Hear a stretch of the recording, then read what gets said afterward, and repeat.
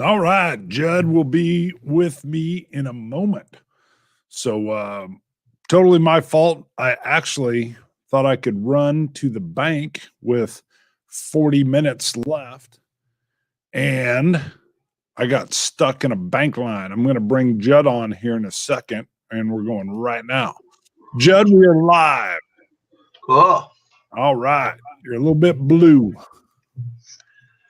I'll have a blue Christmas. Got your blue lights in the background. It fits. Yeah, There you go. You got a little blue lightning to you. Got my city on the edge of forever. Right nice. There. Okay. And Captain Kirk getting with the salt monster somewhere right up around there. So got it. Cool. I've got a Paul John Indian whiskey. Whoops, you can't see. I'll be sipping on that. So that'll be up there. And if I get tired of that, one of my Wichita water. Good is a Jack Daniels. We call this the double barrel on the Scotch test dummies, like a double barreled shotgun, but it's single barrel proof. It's actually one of the best Jack Daniels you could get ever. We've got Ronald Nicholson in, Matt Curiosi's also likes to be called Matt the Greek is in, and Kirk Bollinger is in. I didn't schedule it out, and I'll tell you why. It's because I had to run to the bank, and I got there, and I thought I got a 15, 20-minute window.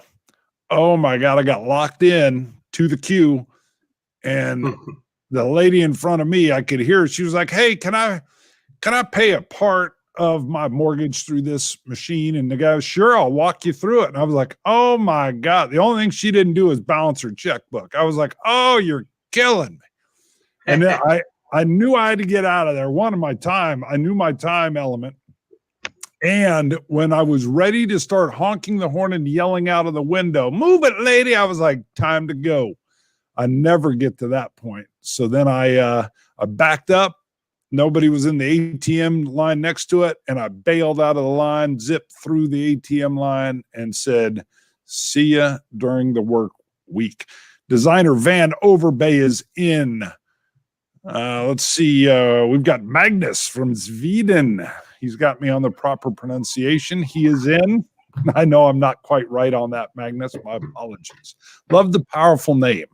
Every time on occasion, they used to have like the alternate sports channel, and you'd have the strength guys out there. You know, they're lifting kegs, they're lifting barrels, they're lifting logs, they're doing whatever. There was always a Magnus von Magnus. And I was like, so that, first of all, sounds powerful.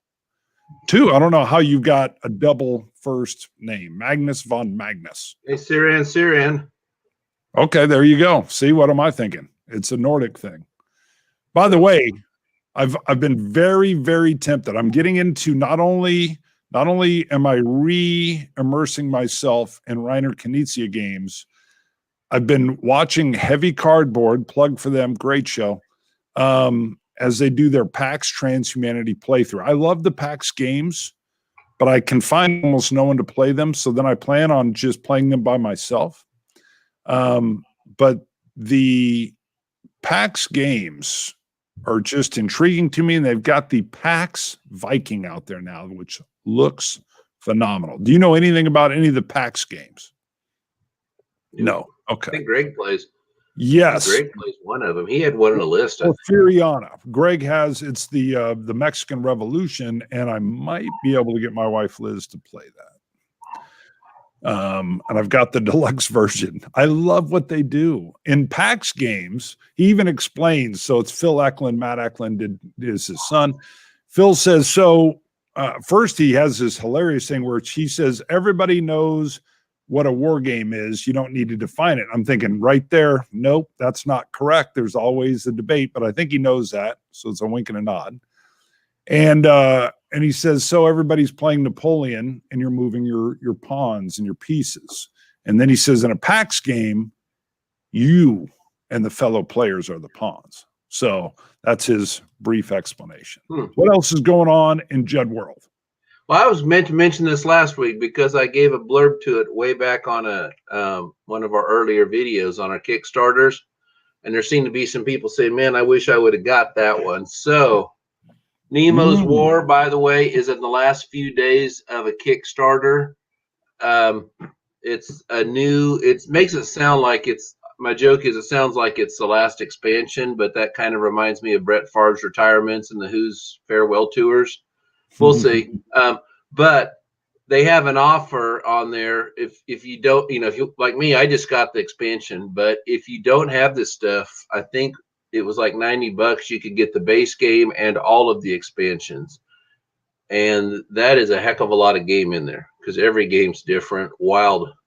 I mean, I just now got to the place where I've played all of Nemo's different motives. So now I'm ready to jump to the expansions. I played it for my 30 or Bardius Con. But anyways, I was just going to tell folks, it's out there now. It's in pretty darn good price for what you're getting. Excellent. So yeah, they're not paying me to advertise. I just remembered people saying, I wish I would have got that. So right. Here was a question from Trevor. Judd, did you watch The Mandalorian yet? No, I haven't watched much anything. We've been watching that. I'll just spell it because it might sound bad for your bots. SCHITT $Creek. Show that's been off the air for a couple years, but it was pretty funny. So my wife stumbled on that and started watching it. So I was sitting there playing my war games, and I kind of got sucked in. And then I'm a terrible real-time speller. Just so you know, anything, I call it an RTS, a real-time speller. My wife. Well, it doesn't spell like the curse word, but it's pronounced the same. I know, but when my son was young, my wife would spell things, instead of just saying, hey, he wants CANDY, or he figured out what that was, she would start like spelling out Twizzlers, but I wasn't even clued in until she's hitting the double Z. I'm like, what are you doing? What are we talking about? And I started to say, I'm not a big real-time strategy fan either. So I started to say, hey, I'm a terrible RTS. Real-time speller for me is terrible. Just saying. Well, it's funny, when we did that, we spelled, and then the kids got good at spelling. Right. So then I started doing military alphabet. Yes. And my wife was not really as tuned into it as I was. So she kind of picked up letters. It was hilarious when my kids would correct her. No, Mom, that's, it's like. Charlie, like, they're too Alpha, smart. November, Delta, Yankee. Oh, they want candy? My goodness, that's hilarious. Your house would be fun. Yeah. The Creek is awesome. Yeah, so I've been watching that. Then it's Christmas season, so I've been watching Christmas movies. we got more days Christmas movies than we have days between Thanksgiving and Christmas. So all right. Well, you're missing out on it. That's all I'm saying is, first of all, Ahsoka Tano, boom. That's all I'm saying. I won't say any more. Second of all, I love Boba Fett. Love the Fett. Got Fett sitting behind me, around me. There's Django, his dad. And you're thinking, well, if you watched yesterday's, Fett makes his appearance full time. And I was thinking immediately, and I won't spoil anything, but I was thinking immediately, they've been making Mando so tough. How's Fett going to compare with Mando? Wow, I never knew what the time frame for the show was. Was it after? It's post Return of the Jedi. I think by I don't know. Fett was dead by then, dude. He died in Return of the Jedi. No. See, you don't know. He gets out of the Sarlacc pit. You have no clue. Yeah. Okay.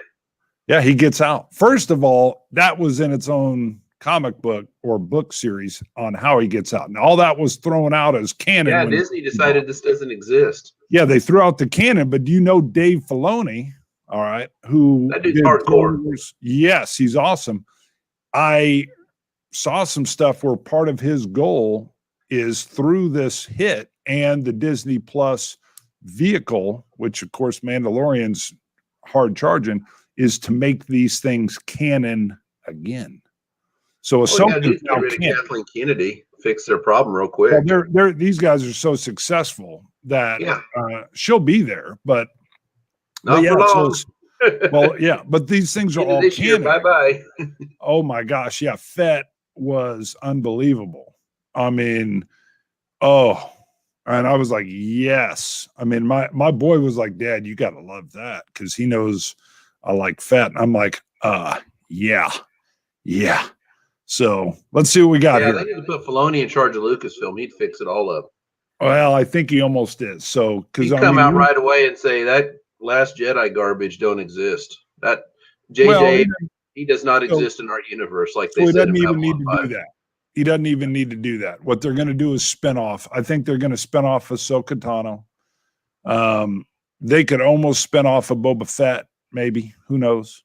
I do think, I'm forgetting her name, the drop trooper that's in real life. The actress was a UFC fighter. Oh yeah. Yeah. Karan, I can't remember. Is she still in it? Gina Carano, I think's her name. Yeah, that's it. Yeah. And so all this is phenomenal, but what they did with Boba Fett and his stuff was awesome. So yeah, they're going to spin these off. It'll be the flagship for Disney Plus. Cara Dune, boom. Ooh, really? A spinoff. See, I'd heard there was rumors that they were going to do like a mini series, a limited series of Fett, but not a full spinoff. But who knows? I'm happy. The one thing go ahead. The one thing I regretted on Disney Plus, I forgot before I got rid of it, was I did want to watch the Clone Wars. Oh yeah. Well, that was all Filoni. So Lucas brings Filoni in because he worked on. He was an animator for King of the Hill, which was on TV, and he was a passionate Star Wars fan. So he ends up getting called to go meet with Lucas, and they chat. And then he says, "I want you to do this." And then he learns under him and does 7 seasons and all this kind of stuff. And then he works on Rebels. And then he and Favreau come together to do this. And I mean, there's just no doubt what they're able to do is the subtle nods to the fans, bringing in things. I mean, look at you quoting the Ugnaught. I mean, who thinks an Ugnaught would be your sage, unbelievable? I mean, it's just everything. And they did so well on that. All right. So this isn't a Star Wars fan show, although we'd have a lot more subscribers if it was. Lou says, just having my morning cup of coffee. Good morning, Magnus. I love the crosstalk. Well, we can't have a Star Trek Discovery one, because I think we draw more audience than they draw. Sure. Seriously, when they had their Star Trek day, we were drawing more viewers in the first 24 hours than they were on Next Generation stuff. That's how much. What's his name? Has killed the Star Trek world.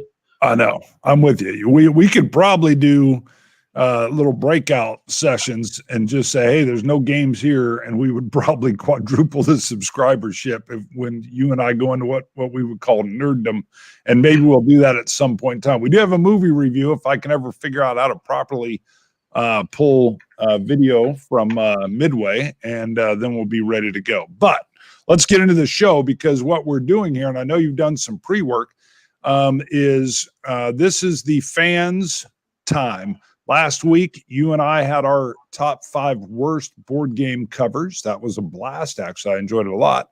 The fans have now put theirs in, and this is where we give the nod to them. What I really liked was tons of fans started including links in their deal and saying, Judd, trying to make Boy, that made life so much easy. Yes, immediately I was like, our fans are awesome. I was like, look at this. I'll tell you what's crazy, though. This is probably geeko talk, but when I'm on Firefox and I go to right click and save it, it comes up as some weird format that's not like JPEG or PNG. So I just ended up using Brave's another browser I use. So I brought it up. So it worked. What's the other browser? What do you use? Firefox and Brave on my phone. I've done that too. Okay. Yeah. I refuse to support Google because they spy like crazy on you, and Microsoft's. I tried the Edge, but I just got tired of all these political articles popping up on every time I popped up. Like, really, guys? Yeah. What makes you think I'm interested in this stuff? You spy on me all the time through Hotmail. Come on, I don't care. So I sent him an email and told him, thanks to this, guys, I was going to actually give Edge a chance because I hated Explorer, but now you've ruined it now. Now I went to Brave and I'm not looking back. Yeah, I used to be I was an early Firefox adopter, loved it. And then, you're right, Chrome and everything from Google came out, and then I just got lazy, I think, but I need to relook into Firefox because I loved Firefox back in the day. Yep. All right. So let's get her back on games, although I don't mind rabbit trails. This is HAMTAG. We go where I just figured we spend the first 15 letting everybody log on. Yeah, that too. We got 15 because I did not schedule it because of my bank debacle. Usually I like to have it scheduled and then people are showing up early. We got Russ Sandbags in. There are some really bad GMT box covers. Yeah, you'll see some of those. But I wanted to again nod to the fans. Thanks for putting your lists in. That's always helpful, makes it interactive. And I actually love seeing what you folks put in. And then a double thanks for the assist to Judd.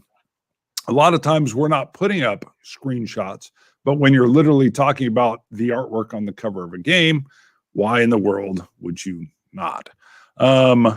So let's see. How do you want to work this? Because we didn't talk about first tell me the name, because I've got everybody in a folder, and I'll pop it up, share the screen, and let her go. One thing I don't like is Windows 10's picture viewers is a lot less reactive than the old whatever the XP one, so it doesn't quite load them as fast. But once it goes, it's there. I tried it last night.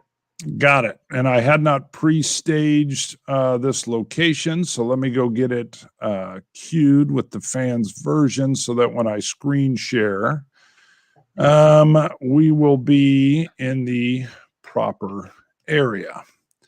So we're pulling into that. We're going to delete that off there so that I'm seeing everybody, not just those I have responded to. Let me get her all the way down to the bottom, which is how I'll usually do it. And now let me come back into what we're doing here. I'll do the share screen. Let me get that queued up, and then we will be ready to go. I think the kicker here would be if we're going to be having you share the screen, though, that's what gets a little hard.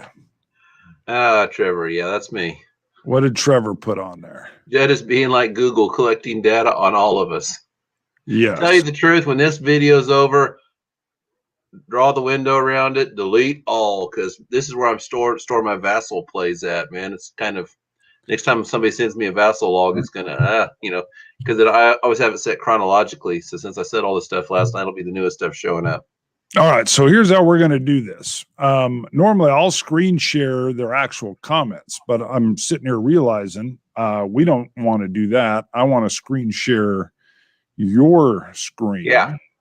So let me stop that, bring us back over, and then what I will end up doing on the side, this is where I need a dual monitor system, but I don't have one set up.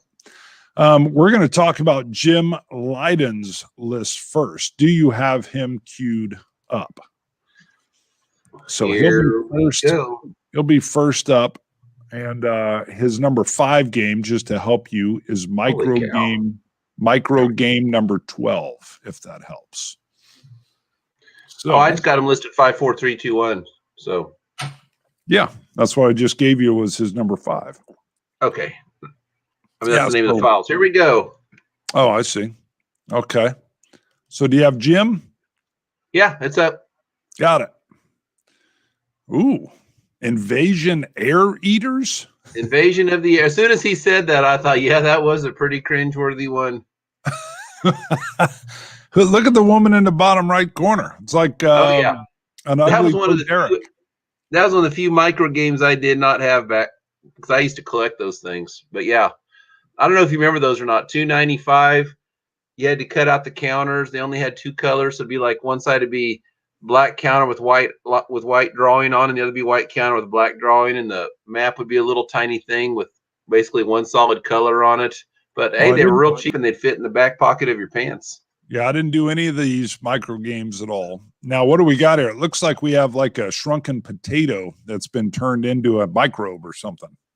Yeah, I think that's supposed to be buildings, and he's so big, he's bigger than the buildings. But, oh, by the way, the most famous of all the micro games, Ogre, Steve Jackson. That's how it started.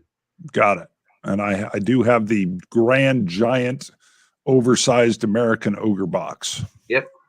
Perfect thing to kickstart. All right, so we've got that. So move to his. Okay, here we go. His number 4 is Rio Grande's game, Histo game, Friedrich.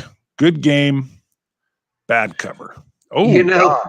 Oh my God! This thing, I've been commenting on this for 10 years. This is a little crude, but he always in that picture looks like he's in a group of people, like maybe some big wigs at work or something. He's on a date and he accidentally cut an SBD and he's hoping nobody notices. I mean, got it. Okay, he just looks nervous. He looks nervous. SBD is silent but deadly for those who are not ingrained. Got it. Glad you had to explain that even further. That was perfect. Yeah, there you go. Okay. Very nice. All right. So then is number 3's Columbia Games War of 1812. He says, what happened here? It would have been pretty good if you left the guys off. I think you're right. You leave the guys off so they're not walking on the sails, maybe, or you shrink them down, put them up in the right-hand corner, and give them a little bit of ground that they're walking on. Wow. That's like an overlay of an overlay of an overlay. You know what else is funny? I could be wrong. I think there's too many stars on that flag, but oh, I would imagine there's way too many stars. Just 1, 2, 3, 4, 5, 6, 7, 8, 9, 10, 11, 12, 13, 14, 15. I think I got 16 before the wind has done the fold over there. Good point. So, yeah, where do you start? Where do you end? Graphically, it's a mess. Columbia Games even putting their logo over top of one of the ships there. That should have been shrunk down a little bit and brought over to the right. It would have been fine if it was over to the right by what? 5 inches probably. Yep. Wow.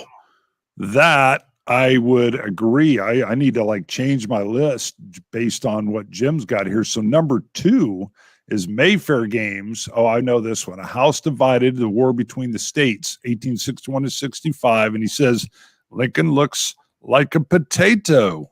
You know what's funny? When we get done, we'll flip the screen back because I wanted to do some commentary on this one because I got a couple of games here. Yeah, this used to be Phalanx before this, and they had an awesome cover. Then I always wonder. I didn't realize Mayfair grabbed it. I thought, why did they change that awesome cover to that thing? So yeah, but yeah, I'll show you. See, and Bubs has this game. He's a game buddy of ours, retired detective from the police department where I work, and he loves this game. I don't think he has this box. No, he doesn't. He has the previous one, same one I have, and he's actually the guy who hooked me on the game. Yeah. Yep. Yeah, Bubs just loves this game. Bubs is hilarious because Bubs will ride around with about 8 games in the back seat of his car, and they get demolished and pieces will be found on the floor. And I'm always like aghast for Bubs, but Bubs is like, I don't care. I like it. I'll buy another one. I want it handy. And I'm always like, Bubs, you can't drive around like this. Put him in a trash sack. Something. Put him in a Ziploc bag or something. I don't know, something. Task Force Games, The Warriors of Batak, Jar Jar Binks on Tauntaun, drawn by 7th graders. That was my number 1. And to tell you the truth, I went through everybody's list, and there was really some cringeworthy things, but I still think Batak takes the cake. I mean, you just really look at that thing and say, what were you guys thinking? Gosh, I love this list, dude. I haven't had this much fun. And Jim, I'm loving your comments. I know Jim's not, I don't think he's tuned in now, but loving your comments if you watch this later. Wait a second. Let's flip back for a second. I'm going to stop the screenshot. I was going to talk about that House Divided. Do it. This is what Bubs has. This is the Phalanx version. There you go. You get it out of the glare. Yeah, let me put you full. Hold on. Whoops, that's me full. We don't want to do that. I got to click you down here. There you go. There you go. But yeah, this is a second. Everything's always backwards on this. Yeah, there's your color. See, that's where your color should be, by the way. You just got your white balance in. Yep. Now, that's still not a great cover. Let's be honest. That's like a low to, it's a mediocre to low for me. Yeah, but it looks shiny compared to Potato Lincoln. Yes. But what trips me out is Mayfair has had great box covers. These are Martin Wallace games they did. Those are Don Troiani covers. Ooh. Well, there's Clash of. All you got to do is say that. I mean, you automatically know it's good. You're right. But yeah, they have done great covers, even on the Civil War. So what the heck were you guys thinking? Well, it's got to be down to the developer, right? Well, I don't know. Maybe they just didn't want to pay Troiani for that cover, but I'm just like, dudes, Potato Lincoln's nasty. So, anyways, but that was my commentary. I pulled those games. I love this topic. I know when a topic's awesome when I am enjoying the fans' version, hopefully as much as they enjoyed ours. So I feel like I'm on somebody else's show and going, yep, Jim, yeah, yes, and loving it. So let me slide up so I can tell you who we got next. Let's see. Great comments keep coming in for folks too. Phil Hatfield will be our next one, and I can tell you his number 5 is SPQR. I'll say, what's the name? Phil. It's Phil Hatfield. Phil, PHIL, okay. like Punxsutawney Phil Hatfield. Groundhog Day reference. Allow there. What comments have come in? None. And it does say new comment. Hold on, I need to slide her down. A second. Trevor's, that's right. I'm going to give some fans some time. Wow, that's bad. I think he's talking about. Yeah, I can't see the comments when I'm sharing. Yep, I know. That's why I'm going to pull some up here. Vorpal here, unless Judd's picture is on the dust jacket of a game somewhere, then 65 by Flying Pigs is the ugliest. All right, now we're going to come back to Judd here so we can get Phil's in. We're bringing now. It This in is one now. of the things. If you put a game in there, some of the guys did this. You got to tell me which edition, because there's a newer version of this, but I think it's this one. Yeah, well, when in doubt, go with the uglier one, because that's the one. The newer one has a better background, if I remember. Yeah.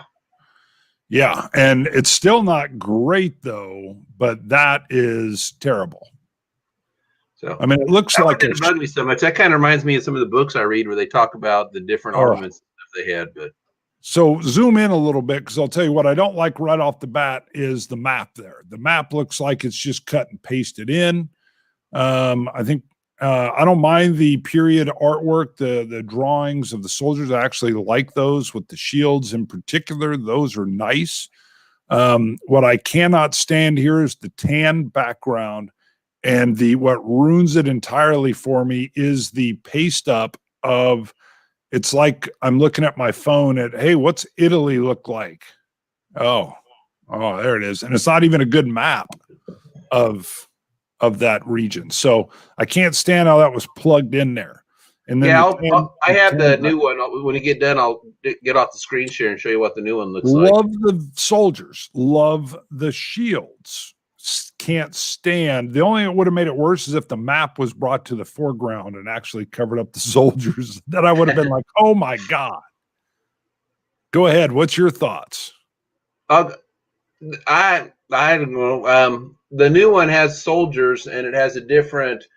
I think it's supposed to be Hannibal instead of a map. It's like a picture of Hannibal with the elephants. I'll show it to you when we get done here with these 5. I'm highlighting some comments here. I like the new one, the color scheme. That tan is kind of Whoops. But Traveler guides. Yeah, Magnus. Oh, the soldiers are phenomenal. You could have made them full length and just really focused on them with the SPQR. Drop the map entirely, liven up the background a little bit. Give them an actual area there. But I mean, yeah, that's. That's like I said, the soldiers are great. What does Robert say here? SPQR is actually okay, but most of those GMT covers with a cartoon-like drawing are pretty bad, like the GB of the AR series games. Got it. Let's see what else we got. Now Ron does a lot of. I want to load my 5, so here we go. All right. Ron, there we go. Here's the 4. Hold on. We'll come back to Ron here in a second. Now you got Dune up for some reason. Oh, this is his top 5. We only hit his 5. That was his number 5. This is his number 4. Oh, I thought you were showing. I thought you were going to show the newer version. No, I'll do that when we're done here. All right, real quick. Let me get Ron. Is one involved with cover design for publishing company? A question I always ask is, how will it look in a thumbnail? Customers see that first, especially nowadays. So let me come back then. Let me hit his list. So yeah, number 4 is Dune. 1979. Yep. And we got Phil here. That was the cover of the book, at least back then. And I like it. I actually like that. Yeah. I always wondered what that thing was when I was a kid. Actually, I've never read the book, but I know it's supposed to be creepy. Oh, great book. Sandworm is what I was just like sandworm.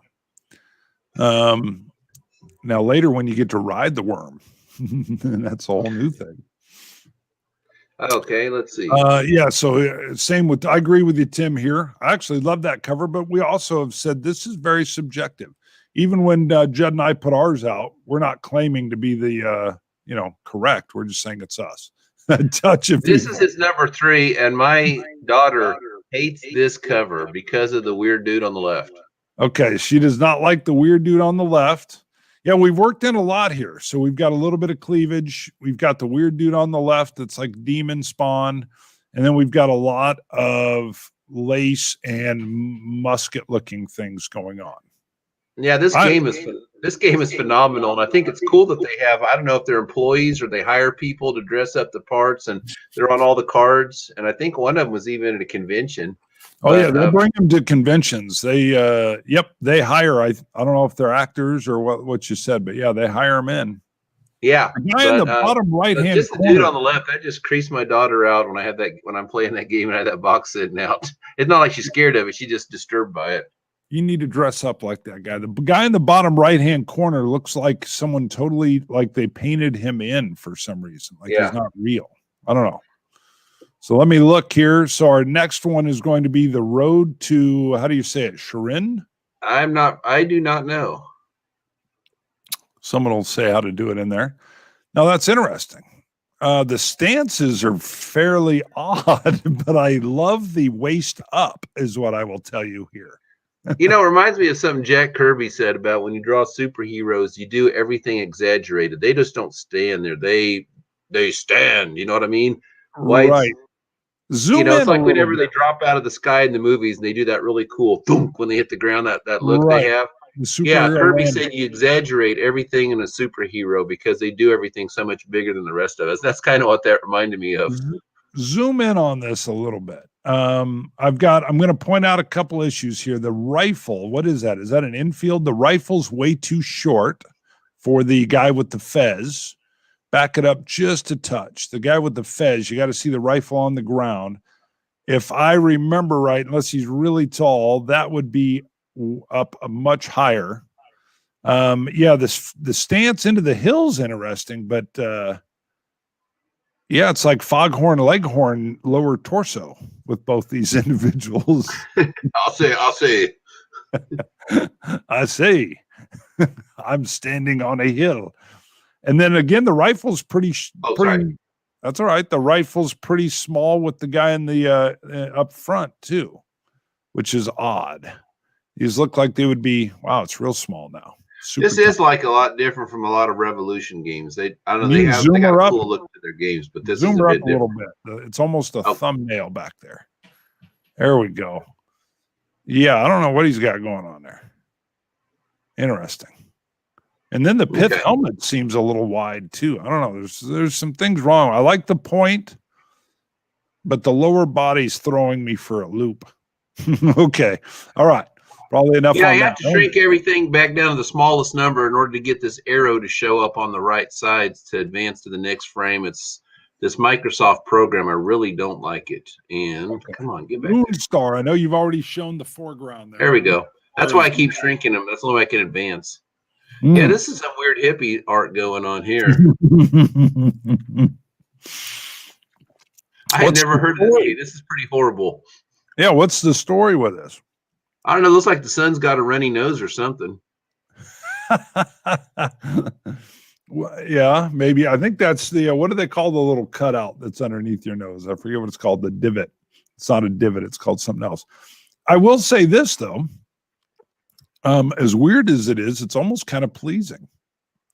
I don't know what the bottom is. If you're in Colorado, you would find it pleasing. When I left Colorado, it was not legal at the time. It was the only thing people like to do is ski and wear sandals in the winter. There was a lot of that going on. There you go. All you had to do was have a heavy jacket. You could survive in Colorado as long as you stay dry. Let's see. What do we have? Pleasing if you're on acid, says Trevor. At least it's a good trip. Vorpal says he can't unsee. Okay. And yeah, I would agree here, Tim. It reminds him of the Raisin brand. Yeah, it's like the Yeah, it does kind of look like those good guys. call. Forgot about that. That is interesting. That is interesting. Sun looks like what's Matt saying? Sun looks like bags under his eyes. Yeah, he does have. He's like an old man. He's got a soul patch. He's got rubes for cheeks. That is interesting. It's not a bad drawing. It just is odd. I will give you that. So let me see who's up next, because that's his number one. He said in some of those games, rate. I know you're good. I'm just taking a look at what's next here. Let me do a stop share because I'm going to show you SPQR now. Oh, okay. Hold on. This is the new one. Hold on. Same I'm off soldiers. Say, can you see? Yeah, I'm coming to you. Coming to you. Hold on. Go to the other side. The other side gives you a better. It warms you up. Flip it the other. Okay. If I do that, I'm right. Oh, there you go. Yes, that's what I'm talking about. The way the light hits there, it white balances your camera on your laptop. Right. So we've got dual colors here. We split the scene. I like how the top third is the other color. I assume that's Hannibal because you got the elephants back there with them. Right. We love the guys, so they've kept them in. They look great. Yeah, it does look like Hannibal. The two-tone thing with the red and the grayish white is way better than that funky tan. It is. Talking to Ron, though, then they at least outlined the SPQR, but I think they should have outlined it with even a little bit more whiteness or whatever the color is below, and it would have made it pop even more. But it's good. It's way better. Way better.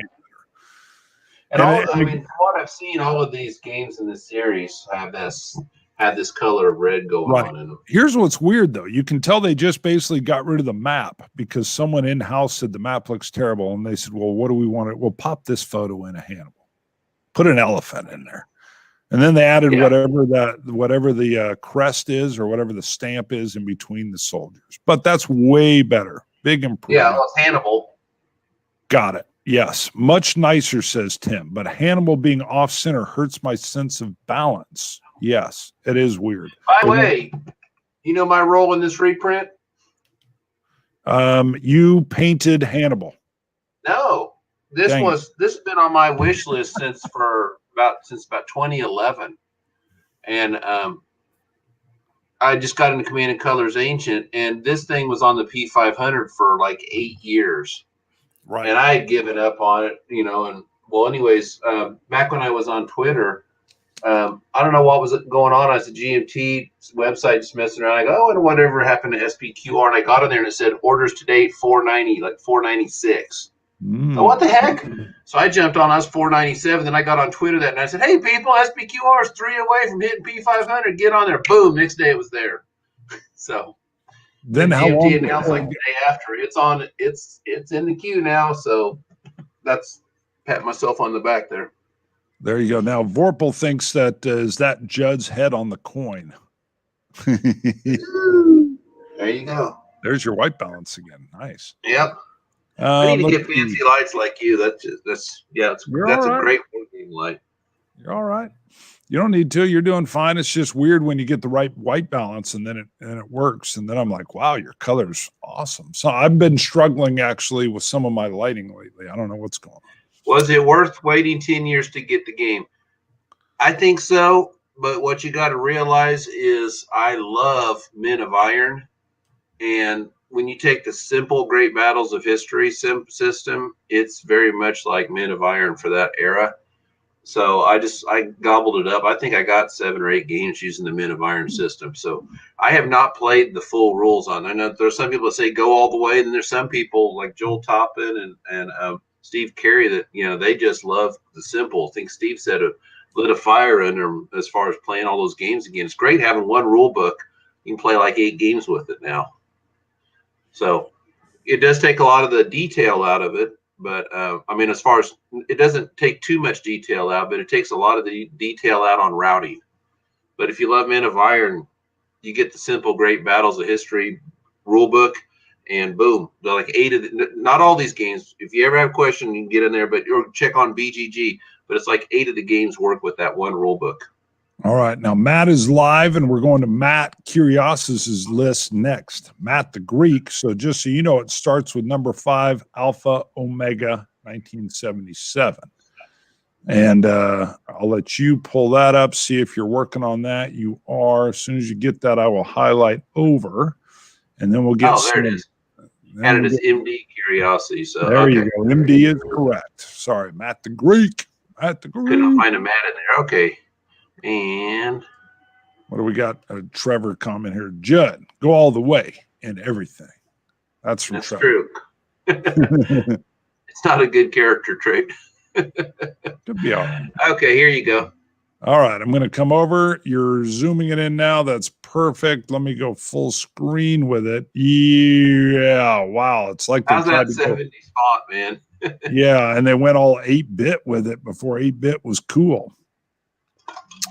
Matt says 1977 Battle Line Edition with boring cover art for Sci-Fi War Battle. Avalon Hill had a better cover for their 1982. I'll tell you what was hilarious when I brought this game up. I first saw the Avalon Hill one and thought that's what he was talking about because I was like, woo! I mean, there's just a weird looking dude on the cover, but I saw that name and I was like, okay, and I went back to the other versions and found this one.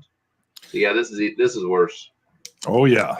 I mean, it's 8-bits in now, and they made it look 8-bit, but there's nothing else going on other than space. All right, we're going to have number 4, Axis and Allies 1981 Nova Games Edition. Here it is. All right. Yeah, because my first thought when I saw Axis and Allies, like, well, that's a pretty good cover, but no, not this one. Wow. Well, nobody's going to claim that they made Hitler look good. Yeah. That's like overweight Hitler. That's like non-vegetarian Hitler.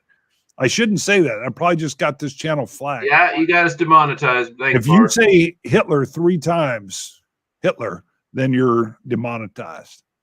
Wow. Mussolini. Okay. Can you add Mussolini in there and Tojo? That's got to get on. Stalin, though, is probably a strike back to the good. That'll get it demonetized. Now it's in trouble. Woo! Let's see what he said. Jedco's Australian version in 1981 was much better, and Milton Bradley published it starting in 1984. Interesting. Comments on that. Here's Vorpal. Good God, what an eyesore. Yeah, that is. Matter of fact, because of the probably even the partial flag of the right there. I've just noticed that. Yeah, you wouldn't even be able to sell that probably, although I don't know. It's not the full symbol. I don't know. That's interesting. Yeah, looking up his nose is not a good look. I really don't think that's going to be the deal breaker on cover art selling this game. That is funny. Dude, if you held this dude up in the corner, I'm not going to say his name, but if you just held this up and covered everything else up and said, I'm going to give you 10 guesses who this is, I would not have got it. I would have been trying to name singers and stuff. Oh, I'm with you. Yeah, he looks like one of the 3 tenors. I think the only one I could have got was Tojo and maybe Stalin. If you would get Mussolini. Yeah, I think I wouldn't have gotten Mussolini. He looks like Billy Graham. Oh. Check him out. I think it's just the bottom left that I wouldn't get. The bottom left would throw me. If you just showed me that, it would take me a while. I'd be like, who is that? So, interesting. What is Nathaniel saying here? Bart, you should say Heinkel in reference to Chaplin's parody of Hitler. That is true. That is true. One of the great, best movies ever. Okay, this next one that he has, there's no pictures of the cover. I even went out and did searches for images. All I could find was this one from an eBay bid that shows everything you get in it. Well, there is the cover right there. So this is Rolling Thunder, original Ziploc version by Commando War Games, 1979. As much as I can zoom it looks like. All right. Defines the color bright green, while the 1985 version from Group 3 Games was more pleasing to the eye. 85 wasn't bad, but this one, look at everything in its green. I'm like, whoa. Holy moly. That would be a struggle. My goodness. Yeah. That's probably just the ugliest all-around game. I mean, there's gosh. Wow. That's terrible. Whoops. I almost dropped my whole screen here. Okay. Number Here's 2 number is 2. Quasar, previously Quasar. owned. Quasar. Okay, sorry. I should have known that. Hello, idiot. Quasar. Previously owned Quasar. Owned 1977 Excalibur game edition. What is those things? I can't see him yet. With Ameritrash alien wearing a Vader-esque helmet, beady red eyes, bird beak, and space soldier in combat. Whoops. Hold on. Somehow I've dropped all my other stuff. Can you still hear me? Yeah. Weird. Something just happened on my end. You can't see my screen? I was reading it, and so I couldn't see it. I think it created, wow. Now I'm seeing it. Here's what I was asking. What the heck are these?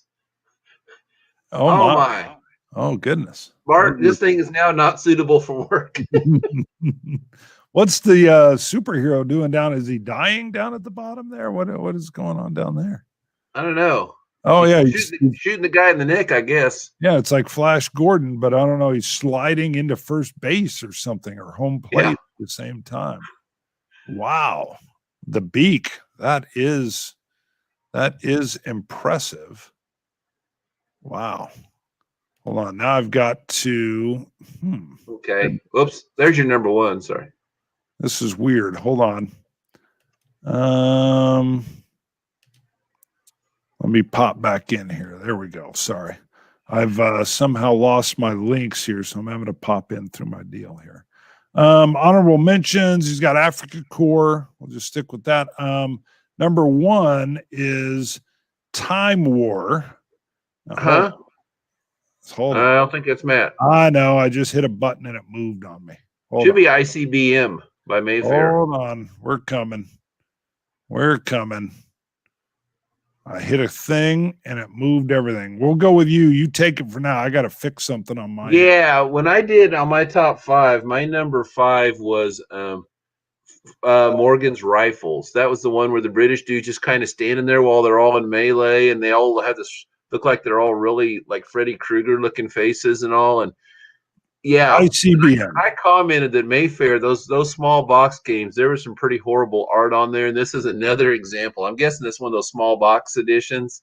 But yeah, this thing's pretty bad. Yeah, Mayfair Games, the Russian bear attacks a buffoonish Uncle Sam whose pose is ridiculous. Wow. Yeah. Holy moly.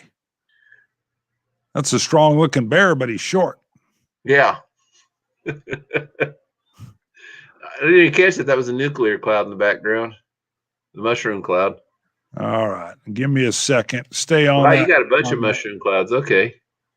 I am going to try to bring back in as my primary, so I'm not having to go off screen to this other deal. Give me a second. 18 clips later, and I will be able to get to where I was. All right, let me bring her all the way down to the bottom again, see if I can get reset up. All right, there's Jim. There's Phil. There is Matt, and we will be moving to Forrest Cole. Forrest Cole. Okay. Warlords is what he has up next. We'll come back to us while you get that going. Yeah, that was interesting. Good find on those. You know, one that genuinely surprised me nobody had was called, oh, if I could only remember it now. It was a Yaquinto game in those old record album looking boxes. Yeah, there was Beachhead. Beachhead, though, I kind of liked. Nah, this was like it was an Ameritrash zombie type of game. And I got to think of the name of it. I'll look it up here in a second. It was pretty. Aaron had that one. It's pretty horrible. Okay, I've got his number 5 ready. Now Matt here is saying ICBM is number 2, but it was his number 1. Let me look, Matt. I'm pretty sure. Let me double check here. I'm looking at your list. Number 2 was Quasar. 3 was Rolling Thunder. 4 Axis and Allies. 5 Alpha Omega. And ICBM is one of his mentions. Time War is his game of time travel and conflict. Aliens will gain control. Don't worry about looking it up. I missed it with the gap in there. Okay, because I missed it too. Yeah, there was like an honorable mentions and a period paragraph, then ICBM, and then if you went down like 4 more blanks, you could see it, and it didn't show up the way it was shown until you mentioned that. So I'm sure that game is called like in Attack of the Mutants. Yeah, that's that one I was talking about, Yaquinto. It didn't make anybody's list, but it's pretty horrible. I'll try to bring that thing up here in a minute. I didn't put it in mine because I've never owned the game. I only played Aaron's copy. Okay, here you go.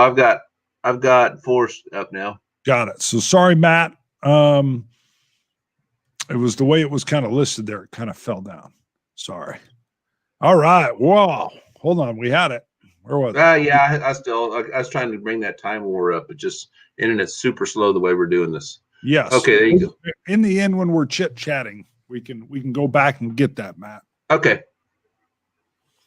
Mm. Yeah, I don't know what this guy's up to. All I could think about was that song about riding through the desert on a horse with no name. Well, it's kind of like it almost looks like it's a watercolor. Yeah. The way the mountain or whatever, the smoke in the background and the hill, and then the horse has got a pretty long foreleg there. But wow. China in disarray, 1916 to 1950. Okay. All right. I don't get what the cover is trying to portray as far as the topic. So it's almost like just a random mini cover. Yeah, he mentions except number 3, just don't like the sketchy or cartoon look where it's a bad fit. Number 4, he has Avalon Hill's KRIEGSPIEL. Yeah, this is pretty horrible. It is. I think I have KRIEGSPIEL. I bought a lot of games, meaning a lot, like off of Kickstarter. I had 10 games in it, and I got KRIEGSPIEL. Ooh, yeah. It's like a giant T60 in the background, and then you've got some kind of blue light or black light kind of looking thing. Yeah. Interesting. Woo. And then you have Avalon Hill, Legend of Robin Hood, earlier version, the weird way he's... I used to have this game. It's kind of a cool game. It's not really good solo, but it's a... The weird way he's holding the bow. I'm going to add in the phallicness of the sword is quite odd as well. Just throwing that in there. Why the sword couldn't be over the left side of the leg. Just why is the arrow in front of the leg? It's just kind of, it's like he's got force powers. It's just levitating. Yeah, I didn't even see the arrow until you got in there. Wow, that is bizarre. And then you got this super long bow that's like I think it's leaning in this bush, man. That thing is long. Or is that another arrow? What is that? That's what I thought was an arrow, but look at how big it is. If it's leaning on a bush, just standing there, look at it, goes all the way to the ground behind his leg. That's bizarre. Yeah, come up a little. Yeah, that is a weird. He should have rotated over like he's shooting the arrow at you, and it might have worked a little bit better. That is odd. That is interesting. Let's see. Ron says the Disney dude, the Fox. The first game. Sean says not good. We've got Tim here. I don't mind Warlords, as it's a nice Chinese watercolor print. The bit I don't like is the pseudo Chinese font for Warlords. Interesting. Chinese ink drawing. All right, let me go up and read here. Number 2 is Simulations Canada edition of I Will Fight No More Forever. That's an interesting title. The dude in front, the guy in the back's kind of cool looking. He is. Yeah, he looks like a chief. Like, what is up with this? Yeah, I don't know what he's doing there. Oh, like he's in a music video or something. Yeah. At first, I thought maybe he's got a muzzle loader, but when you zoomed in, it's a Winchester. So that's not what he's doing. I guess he's holding this thing. But I didn't even notice. So he's holding like the Chiefs banner or something. You can't see his fingers though, so it makes you think his arms rotated backwards, but then his so I think you're right. It is weird, but that is bizarre. Yeah, I'm going to show you something here because I made it. I'm gonna. The next thing I hit won't be his game, but my reference. Every time I saw this thing, it reminded me of the movie poster for Apocalypse Now. Real? And this is what that looks like. Oh, with the sun hanging in there. Yeah. And I see. Look at that. Man, Martin Sheen looks so much like Charlie right there. That's amazing. I didn't even notice Charlie. I didn't even notice. I said I would probably call him Charlie. I didn't even notice Martin Sheen in the picture. I just always, because, you know, what's his name? The Godfather takes up so much room. Wow. Brando. Yeah, he's taking up so much room on this thing. I just never really noticed Sheen in the background at first glance. But yeah, every time I saw that picture, it always reminded me of that. This is the best picture I could not find this thing on BGG, but I went out to eBay and actually I did a look for Ares Ragnarok, and I think I found it on eBay. So it's not the most detailed picture I could grab. So Ares magazine cover for Ragnarok, Twilight of the Gods. It looks like a dance crew or something, like a Broadway crew or something, like a chorus line. Yeah, everybody's got to have a foot up off the ground at this. You know, I half expect him to break out in YMCA or something. I mean, it's now the guy on the far right, as we view it, that is weird. I actually thought I was going to look up and see a woman when I was looking at the legs, but then he's got a mustache. Zoom in on that fellow a little bit. I can't get too much zoom. It's not a real clear picture. Oh, okay. Wow. Yeah. It's like he's tiptoeing. Yeah. That's funny. That is funny. The guy coming right at you. But yeah, their legs are a little slender. Interesting. I don't even know what to say to that. It just feels odd. The Dancing Vikings should have been the title. Diego is right on. There you go. Wow. WMCA from Vikings XD. What is this other one here? Domdell here. Nez Pierce Chief Joseph. I will fight no more forever. Okay. Yeah, the big picture of him looks great. Vorpal Ragnarok, the musical. Yeah. Oh, they just don't look really menacing. I mean, the dude's got his hammer. He's even grabbing it where he can't generate any torque on it. This guy doesn't look like he's really going to hurt you with a spear.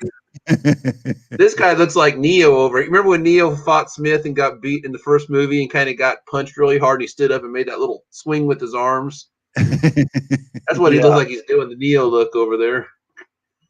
Gosh, that's funny.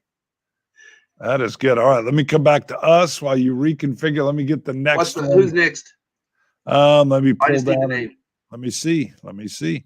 Nano Rider 426. Okay, here we go. All right. And his got them first all one. loaded. Yeah, I just when I got their list, I just saved the files as 54321, so that way I can put them in numeric order without having to put names. So got it. There you go. So Nano Rider number 5 is Valkenburg Castle Task Force. I made a reference to this when I mentioned the Task Force games because I had two of them two of the pocket games in my list. He says boring. Yeah, the game is weird. It's not half bad if you had some type of Queen's Gambit looking. If you've played that or seen that game, the way it had like the 4-tier palace. Sure. And you had plastic miniatures and things like this. This would be a pretty cool Ameritrash game. But because Stephen Cole, the Starfleet Battles guy, made it, the way he talks about missiles and missile weapons and melee, and he doesn't talk it in Ameritrash terms. Instead of arrows, he uses very war game-ish. And when you're down a hall, your frontal area is only such and such. So he tries to make a war game out of something that would be Ameritrash, even though that phrase wasn't around then. So it's a weird combination, and it just feels like it just missed something that could have been cool. But yeah, the cover is total Task Force. Here's Nano Rider going and giving us. I'll tell you what else is cool. The guys storming the castle have a whole lot of different possible objectives. So they pick a secret one and write it down because, this is the 80s. We didn't have like cards and things for this. So the guy controlling the villains in the castle didn't know what he's up to. So you could try to do a diversionary move. I'm going to go here, make him think I'm doing this, and I'm going to try to sweep down and beat the dragon and take the gold or whatever, or rescue the hostage. So it's a cool idea. Just it's a game that needs a serious upgrade. But the amount of plastic and stuff, it would be a really expensive Kickstarter for an unproven quantity. It sounds interesting. I almost want it now. Number 4, history of the Roman Empire. I will come back there. I should get that off screen if you're moving. So hold on. There it is. I just got to size it right so I can see my arrow to advance. Here we go. Got it. Okay, I like the background statues, but the guy in the front's looking pretty weird, like a reenactor or something. Yeah, he says, I'll say it wrong, but Udo Greb, game design, boring cover. Ugh, could have done so much better, says Nano Rider. Yeah. I don't know if that's a drawing or a photograph. I think that's a photograph. Those look like reenactors to me. Which you're usually doing pretty good with reenactors because they like to get their gear right. I think the problem I have with the reenactor, hello, dude, bring your shield around. I don't want to see the back of it. If you're coming at me, you better have that shield up front. The other thing is the reenactors don't have like that whole Jack Kirby. They don't have that super pose like they're going to do something awesome. You know, most of these guys, all he can see is their shins and their head. And it's okay. I guess that works. Magnus is on me. It's got to be Vikings. Pronounce it correctly so I can understand what you're talking about. All right. What do we got? Diego here has been on sale GMT for 10 years. We got Vorpal, Killer Wabbit, run away. We got Tim here. Got to run, guys. Thanks for the fun topic. You bet, Tim. We're having a ball here. Sorry, man. We're enjoying it. Nano Rider, I think you're right, Judd. Let's see. What is this? Hey, Chief and Judd. That's David just saying, hey, love your avatar. He's intimidating with his medals on his chest. And yeah, that's where we're at. I think I'm all the way down at the bottom. So that is interesting. I like that. Number 3, Europa Universalis, AWE. Like you said, Bart, about Thunderbolt Apache Leader, I would rather they did the front cover like, what is this? Xenor Red Sonja. Interesting.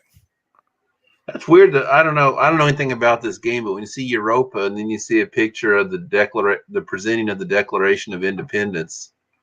Yeah. Okay. I like the guy dead center though. He's got great hair. Yeah.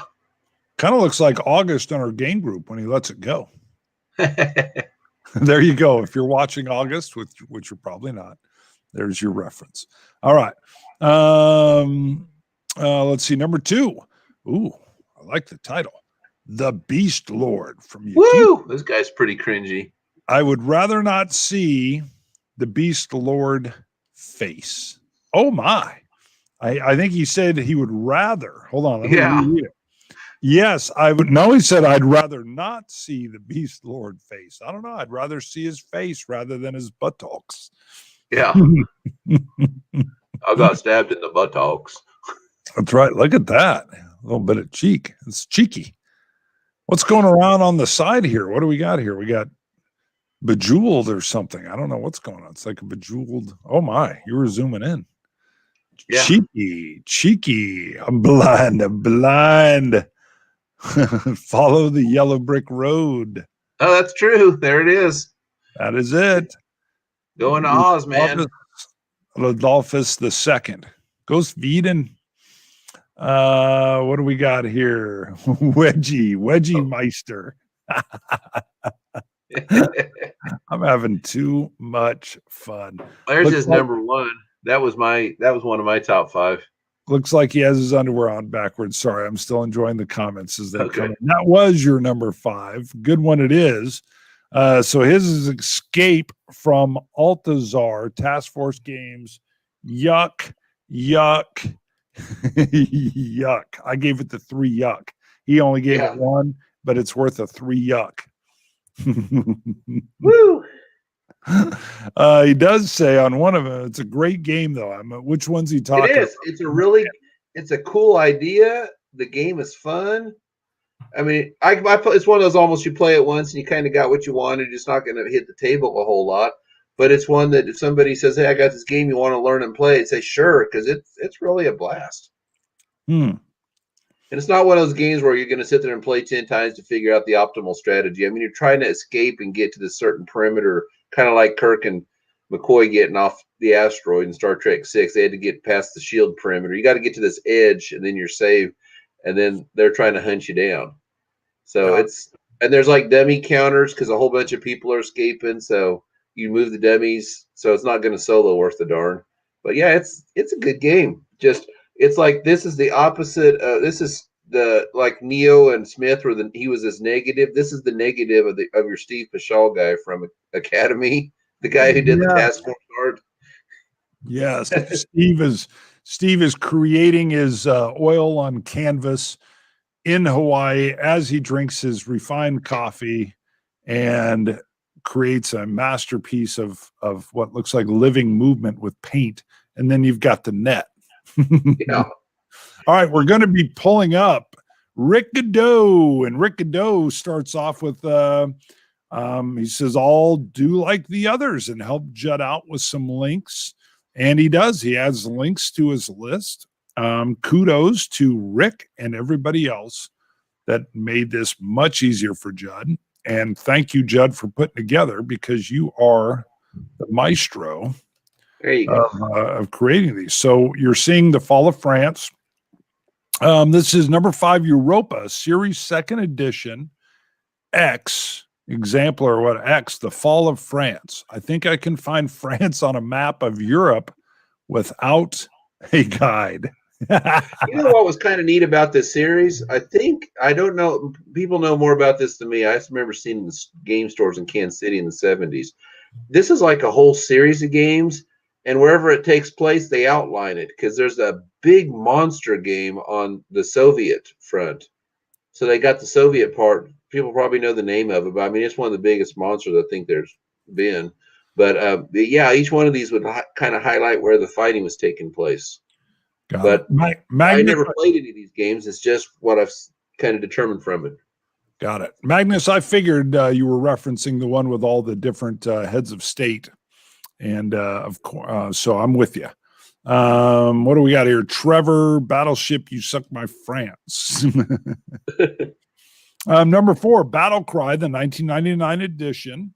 A great CNC game. However, you are being charged by 4 reenactors. Gee whiz, guys. I have better kit. So okay, that explains it, because I thought the background pictures look pretty cool, you know. Yeah, they're not bad, but yeah, he does not like the 4 reenactors coming at you. Yeah. Which haven't even dropped their knapsacks and everything. Which the 150th version looks way better. It's like a painting. It does. It does. Very nice. Let's see what else we got here. Number 3, Frederick. Great game, and the components are there good. He is. But that cover, nobody noticed this. Hoping it ain't funky, man. I know. Looks like Frederick is having a paranoid delusion. Of course, if they are really out to get you, you are not paranoid or having a delusion. Woo, yeah. Yes, very nice. He does look. Frederick the Great was such a stud. Like, this picture just does him no justice. Maybe he really looked like that. People underestimated him, but yeah. Oh my! Let me look at comments here. So there's. I've heard it's a cool game, but I think it's a 3-player game, so I generally stay away from those. What do we got here? What was this one? So they can visit the Air Force. Oops, it moved. Sorry. And that is the second version. We've got Uber Enormous. All right, we've got Napoleon at Bay. 2 is Napoleon at Bay. Yes. Wow, this guy is so not threatening with his sword. He could go fight that British dude on the cover of the Morgan's Rifles. Yes, he says it speaks for itself. It does. It totally does. That is funny. Number 1 is, and we've seen this, I like when we see the theme, A House Divided, but 3rd edition. Nothing speaks of Historicity, better than the 18th stripe U.S. national flag and a Prussian officer leading Union troops. Wow, I never know. Well, you really blow this thing up, and yeah, there's some pretty bad stuff on it. That is interesting. Wow. Huh. I still take it over Potato Lincoln, though. Wow. But The flag, I had not noticed that. That is bizarre. Pretty sure there's way too many stars on that thing, too. Yeah. The guy did get shot, though, and lose his hat. Yeah. Oh, Trimble? Yeah, Trimble. Trimble, he had his up on a sword at Gettysburg. But yeah. Holy moly. There you go. Let's see. He did have some honorable mentions. He says, used to have the one Judd mentioned, War Without Mercy, first edition. The German wolf pack, it says the Nazi wolf, being bayoneted. Honorable Soviet propaganda art. Pretty weird for a cover, though. Okay. All right, let me see. The next one up will be Trevor Just with a rule break of a 5A, 5B. Trevor. Is this Trevor or Trevor's wife? This says Trevor. Trevor Just did only games I currently own, so I don't think it's Trevor's wife. Okay. And let me come back so we're on us while you work that, and I toast the list. And there we go. Okay. Storm over Din Bin Foos is number 5. Oh, wow. Yeah, well, okay. Isn't there a new version of that? I don't know. I thought his description was kind of. Oh, no. I'm sure that's what he described. I was just thinking, I must be thinking of a different game. That's horrible. Oh, my gosh. You might be thinking of Ben Din Phu, The Last Gamble. I think it is. That could be it. The Kanger game or something. I forget the dude's name. Oh, my. That is terrible. So that's 5A. Storm over Dien Bien Phu. So my wife is Vietnamese. This one is such a beautiful cover. What are you on? So beautiful. His 5B. Oh, let me get to that. Great picture of the Mick. I meant to ask my dad who 15 was. I'm going to guess that's Elston Howard down there. I don't know what his number was, but. So Trevor says his wife is Vietnamese and he's never seen one look like that, or she's never seen one, I think, look like that. And they didn't have anything close to that much artillery. Number 5B, challenge the Yankees. Let's all say it together. The Yankees suck. I had to get that in, Judd. I had to get that jealous because of my beautiful tree with Jeter and the Mick up at the top. There we go. Picture of the Mick, though. I had to get that in there. Here's Trevor now. No, this is the only version. Okay, so he's commenting on the prior one, Dien Bien Phu. We got Diego. You're thinking the storm over Stalingrad. Could be. That's the current version from MMP. Got it. And Armistead at Gettysburg was the one with the hat on the sword, not Trimble. Oh, yeah. Oh, I knew that.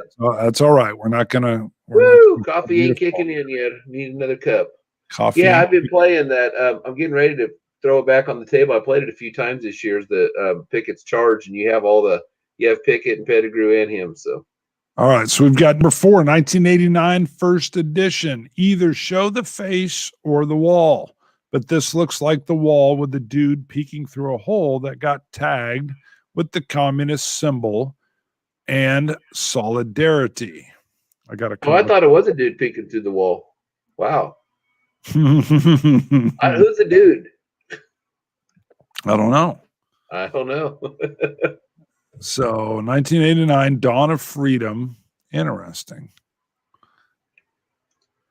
All right. So let me see. Number 3, ARS Victor. Do you have it up? I can't see. There it is. It's pretty terrible. This is okay. We get it.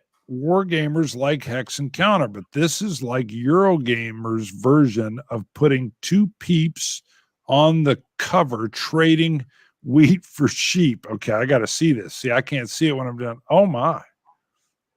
Oh yeah, look at this. Looks like a kid's game. It does. Nano says, wait a minute. I also had an honorable mention, Roads and Boats by Splotter Spielen. Sorry if I missed it or if you're just adding it in now. Says, I think that's Tito. I don't know where I'm at. Did I miss a slide? Oh, Tito, the dude peeking through the wall, maybe? Oh, okay. All right.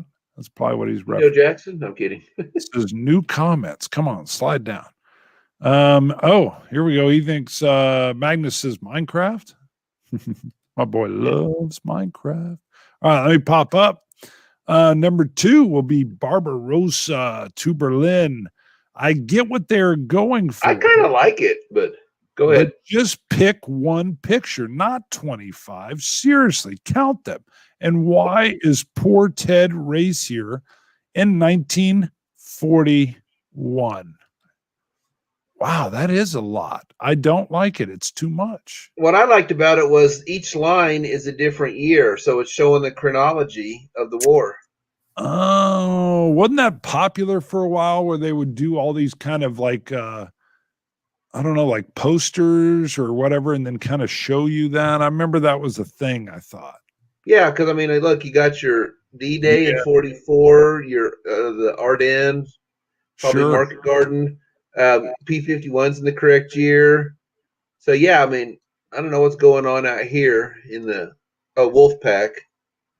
But yeah, I always thought it was kind of cool because doing in 42, you got what's going on in the North African desert and the bombing campaign. Rommel. I always thought this kind of cool, the chronology of what it's telling.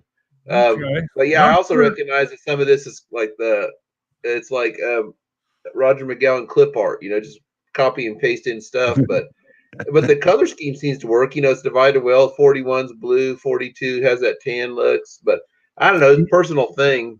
Game's kind of interesting. Says it was trendy but never popular. It's kind of like those like posters you stared at that were you were supposed to defocus in order to see it. I can never see it. It was very frustrating. Sometimes people's eyes don't work right. I mean, it's just you're incapable of seeing in those 3D posters. It's not like you don't have the hidden knowledge. It's just your eyes don't work that way. I can see them, but I know people that can't. Oh, I'd stand there and people go, oh, and I'd go, I don't see it. I don't see it. Yeah, the eye doctor test they have every year. It's like it looks like it's 4 circles, but it looks like a base, like home, first, second, and third, like the diamond. And one of them is sticking out at you. Well, the very first, there's like 9 different views of this, and the very first one is the easiest to see. The 9th one's the hardest. And every time I go to the eye doctor, I'm like, I'm going to get all 9. So I'm either at 8 or 9 every time. But yeah, I asked him about that, and he said, yeah, they're just people who can't see it because their eyes. It's how your eyes work together. So wow. So number one, Starship Trooper or Troopers. Seriously, what in the hell? I thought that was terrible back in the day. I know. He says, I know it. I have it. But what in the hell is going on here? Are they parachuting? If so, why?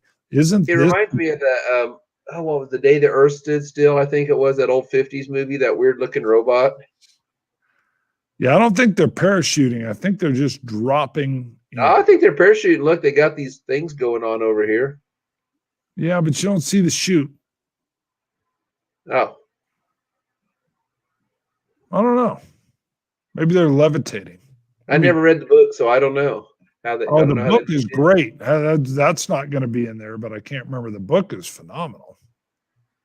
What does he say here?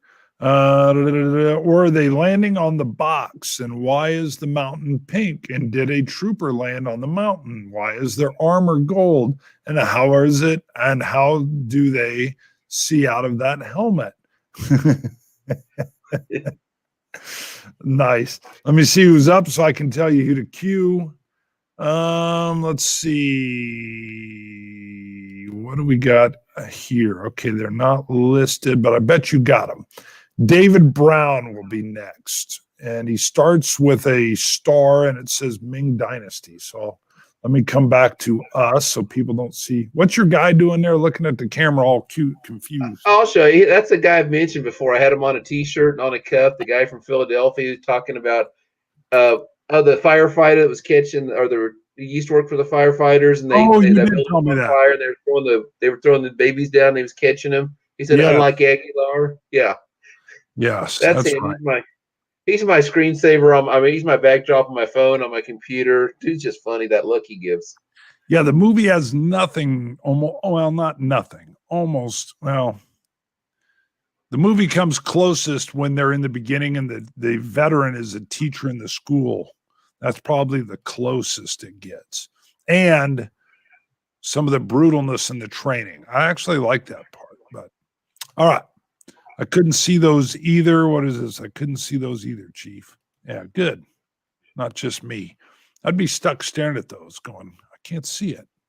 All right. Are you ready? Let me share it. Yep. We're going to have Ming Dynasty. Wow. I kind of like I thought, man, this thing looks like a Euro game. Then I saw the Rio Grande game. It looks like a Euro, but I like the cartoonish kind of style. Now I'm losing my voice. My apologies. Let's see. Typical Euro game cover. Yes. Mediocre illustration at best with guy looking out from the cover. Go ahead and talk, Judd. I'm going to mute. Yeah. There's a Euro game with a Viking on it. I remember a long time ago, somebody had a geek list of like great covers and they put that up. And I was like, dude, that's not what that Viking does not instill any fear in anybody. Then I put a picture like an Ameritrash type of game up to show it. So got it. All anyway, right, yeah. Back. Cleared the throat. There's the 5. Here's the 4. All right, let me get that 4 up. Oh, wow. The 3 commandments. Goodness, that girl looks crazy there. I'll tell you, anybody watching this, if you want to just laugh your head off, do not keep anything near your computer that you can spit all over your keyboard. Mr. Marino, one word, all lowercase on BGG. That's my friend Aaron. Don't go to the games he owns. Go to his ratings. Hit it, and then go above the ratings and click it twice so it'll put it in reverse order from lowest to highest. Read his comments. They are a scream. Funniest dude I've ever seen on BGG. I say that because he has the 3 commandments rated very lowly with a very funny. I tell him, I hope next time you go to BGG Con, you play some really terrible games because your pain is our gain. So, okay, so I need to pronounce it Viking. Viking. Got it. Viking. All right, we're working in the next. So the 3 commandments, he got it for pennies, never played it. According to Aaron, don't play it. It's a waste. But let's see. Automania, baby. That's the next one. Oh, yeah. Look at that. She looks angry. I like how she has to wear a button that says boss. Oh, I didn't even say it. She looks like the Nobody boss. knew she was the boss. You got to wear the button on. Yeah, she's angry and she's got a lot of money. Yeah, so that's how bosses do it to big corporations. They walk around with a bunch of money with the tag saying boss. Yeah, and they yell at you and they're angry all the time. Those are the good companies. Good companies. And they just carry their money around, big old grip of it. So yeah, yell at you, let you know, hey, look at my button. I'm the boss. Now, as an engineer, I assume this guy over here is an engineer. I never did an Infinity +1. I have used I don't have it on the cup, but I have used there are 1 0 type of people, those who understand binary and those who do not. But no, my cup at work is it has Picard and Geordi on it because I said it's everything I aspire to be or everything I've become, an engineer and a bald dude. And I do wear around on my lanyard a picture of the Enterprise and it says Chief Engineer. Yes. Because it was out with the old Star Trek experience out in Vegas. You could buy them with your name on it. Well, anytime you do that, generic ones, my name is never on coffee mugs or anything. So I found just a generic one that said Chief Engineer and thought, that'll work. So I wear it, but never had an Infinity +1 coffee cup. Well, the white guy there, the reason he's got a black hand, Ron, is because he's a grease monkey. He works with a wrench. So he's working with his hands, so they're dirty. but the money's clean. Yeah. Oh my. That's interesting. The artwork's not bad, the cartoonish style, but goodness. Dream home. Build your house. Good idea. But the cover is just sickeningly twee something. Same issue with Automania. Oh, there we go. Wow, the building looks cool. But then we get into this cartoon and then the truck that's way overloaded. That's interesting. The treehouse looks awesome. I don't want the fountain. I want the treehouse. The fountain. That reminds me of that movie, Analyze This, where the mobster buys the enormous fountain. Yes. I love the house. I would want my game room up in that attic up there with that little window coming across. But I wouldn't be wanting to be up there because I'd hit my head on the ceiling all the time. Yeah. Just saying, I'm there. It would probably be on that third floor. One time, when speaking of your height, when I was out at New York City and at the Complete Strategist, and I was talking to a dude back in the war game section. They have a pretty impressive war game selection. He goes, "Man, you look like one of those guys from HAMTAG." I said, "That's because I am one of those guys from HAMTAG." Well, this dude is probably, I don't know, 5'9", 5'8", or something. He goes, "Dang, how tall is the chief?" Super tall. He goes, "Yeah." He says, "I thought I was as tall as him." I told him, I said, "Dude, I'm the runt in HAMTAG. I'm 6'2.5", and I'm the runt." I said, but there's two things you notice in New York City you don't see: fat people and tall people. I mean, if you go to Madison Square Garden, you can catch some tall people. But my daughter commented that we've been there many times that I look like a giant out at New York City. That's funny. Yeah, I got a good. I've been at a few cons where Tom, when I was with the Dice Tower, so I'd be hanging out with Tom Basil. He's the same height as me, 6'6", and so we would walk around and just tower. And we both like hats, weird hats. So, so we would be walking around, and people would be like, "Oh my God, you're both like super tall," and we'd be like, "That is correct. That is correct." I actually like that house a lot. It's just the little dreamy eyes there that kind of throw me. But that house, I want to move into that house. All right. The next one is Hamburgum. The worst of any game I own for sure, ye gods. But I got to tell you, I still kind of want the dream house thing. Oh, my. I have seen this one. This just screams Euro game to me. It does. What's in his pocket? Cover with a dork on the cover. Is that a chicken in his pocket? Looks like a tail of a chicken. I have no idea. It's like a chicken. He's got a chicken in his pocket while he's building a church. Game room. I know that's from the prior list. What is this here? My top 5 games connected to my Dutch heritage are all Market Garden. Good call. I think one of the most impressive things is everything I've read on Market Garden, the American troops land, and they're stunned that everybody speaks English, usually better than they do. So let's see. They're gloves. He says they're gloves. That's not a chicken. It's not a chicken. It's gloves. Of course. Why didn't I say it was gloves? Wouldn't be a chicken. Who walks around with a chicken in their pocket? Nobody. It's a balancing mechanism for your Euro. That's right. Nobody walks around with a chicken in their pocket. Chicken in their pocket. Robert Carroll will be our next. I bet you he does not have any covers where I say there's a chicken in your pocket. There's a chicken in your pocket. Let's see. What does Magnus say here? Or maybe a chicken he uses for gloves. That would be interesting. That's a terrible hamburger. I still like that it's gloves. There you go. That ain't no chicken. There we go. We got Napoleon at Bay again. Yep. Napoleon at Bay, 1978. Such a simplistic / bad drawing for a complex game. Yep. Enough said, Robert. We all agree with you. Number 4, 65. Alone in the Jungle. Don't judge a game by the cover. You know what I like about this is the soldier looks tough and they got the shells right. When you got a bandoliered set of extra ammunition ready to go, you hang it just like that. And that will happen. If you ever see a movie or anything where they got the pointy end of the bullet next to your neck, that will hurt you bad if you wear it that way for any length of time. And you can tell it's fake. So I like the soldier. The way they're throwing the counters around is horrible. Put that on the back. Put the map on the back. Put the counters on the back. Just give me the 65 and the soldier would have been enough. He looks like he's seen some combat. Yeah, because when you draw them in, they're going to flip it over and look at the back to see what it's about, and then you show them the picture of the map and the cards, and about half of it, then use the bottom half to describe it.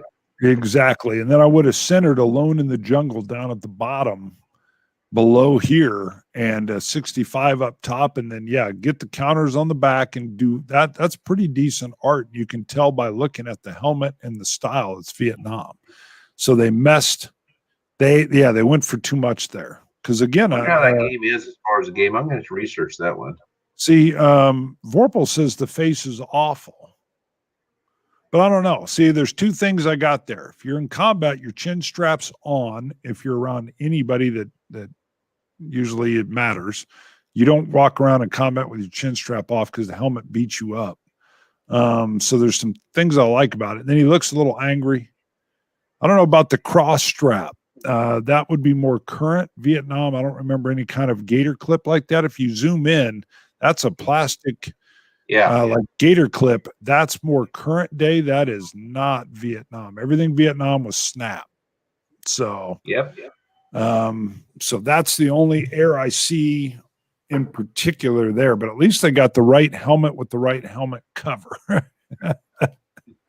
Magnus, no, that's how you look after 3 hours in the jungle. Heck, I'd probably like 3 minutes in the jungle. Mine would be I'd be wilting. This is really interesting. I'm going to research this game. This looks interesting. I wonder how it solos. Yeah, and why Alone in the Jungle? Who's alone in the jungle? Nobody's alone. Yeah, but it does look interesting, actually. It is a weird subtitle for that game. 65 would have been a pretty cool name just by itself. Well, or 65 War in the Jungle. That would have been cool. So not Alone in the Jungle. That's bizarre. All right. So number 3 is Rommel in the Desert. First red box cover, second printing, 1984. Enough said. And great detail, Robert. That allows Judd to find exactly what you're talking about. All you had to do is say Rommel, and I knew what they were talking about. This was the copy I used to have. Woo. And the game inside's fine, but man, the outer box, they made a big improvement with the one with the cool picture that you're used to seeing with Rommel on it. I like the palm frond, and I like the what is that, a Panther 4? But you're not going to be able to sell that game anywhere with the other flag. So that might even be a Panther 3. I don't know, what is it? Is that a 4? No idea. Okay. Someone in the comments knows exactly, and they will say. So let me pop back over and see what's up next. Number 2, D-Day / Africa Corps. There's D-Day. Just the title and nothing to draw you in. There's Africa Corps. Yeah. The Africa Corps, I get in the 60s you didn't have all the capability to do things like you do now with graphic design. Putting the NATO symbols on the front, like you're trying to tell a story, like, I don't know, it's almost like emojis for the 60s. I don't know. It doesn't work. I kind of like the news clippings, though. Yeah, it's different. The color scheme is nice. I like the black with the red with the news clipping, and it works. And then saying an invasion game. It's different, but I like the way they broke it as far as the share time in the box. So, but yeah, Africa Corps is a little busy and a little odd. I love the palm frond. That's about it. But I actually like the D-Day box. I don't know why. I have this. I used to have Africa Corps. So yeah. There's something about the crossing of the T that is bizarre, but I like it. Number 1.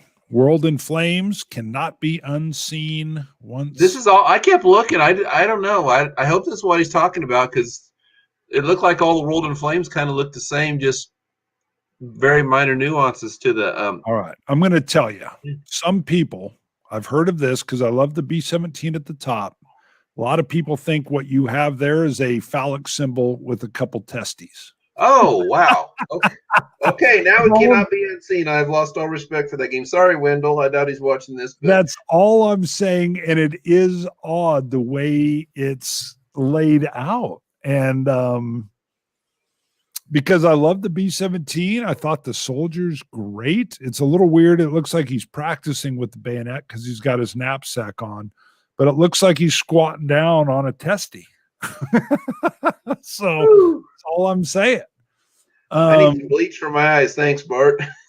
Well, that's the problem when you look at it. If you zoom out a little bit, when you look at it on the shelf, it kind of gives you that impression from a distance when you can't tell what the plane is. You can see the soldier, but it's a weird layout. They needed to do was make the small sky area about 20% bigger left and right, and it would have lined up over the globes, which is what you're seeing is globe warfare. You're seeing the Japanese theater and you're seeing the European theater or the Pacific theater. And if they would have just sent out the sky portion with the B-17 a little further out, you would have avoided the symbol. So, but yeah, man's game, a short man's game. Bart, this video is so demonetized. Oh, I'm sure. Yeah, this one won't make any. It's past the point of no return. Nuts. Yeah, this one, and there's shrinkage involved here, but apparently a lot of who's the it's the song, it's the official name of the song. I like big balls. That's the name of the song. That is the name. And boom. So is this Dr. Roos game? You know who I'm talking about. I'm not, for some reason I'm forgetting the name of the band. You're not talking about AC/DC. Yes. I can't believe that blanked out. Yeah, that's exactly. Not I like. But okay. Yeah. What's it called? It's just called. Oh yeah, it's just the two words. Got it. The lyrics definitely have that phrase in there. Ooh. No, they're talking about dancing. They're talking about dancing. It's dancing. It's a formal dance. Oh yeah, it's a double entendre song about fancy shindigs and all. But yeah, big gatherings. It's a gathering for dancing. That's all we're saying. Yeah. Oh my goodness. I love it. You're bringing back some memories from my misspent youth. I know. Look how far off the beaten path we have strayed. So next we're going to Mark Garlock. Mark Garlock. This video is going to be demonetized already based on the photos we've shown and the name Hitler that I've said now 6 times. So it will be demonetized. Demonetized. And I'm drinking alcohol. Yeah, I can tell. Well, I'm not drunk, sir. That's why I'm too young. I'm a professional. Okay. Actually, I just love this topic.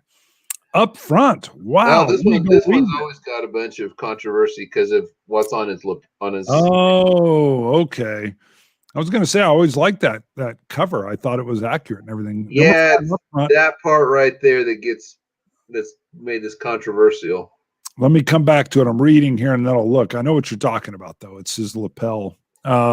Looks like a creepy guy wearing lipstick with his right eye tilted down like in Goonies. So that's what he's got there. I've never even noticed. Oh, look at that. So zoom in just on the face.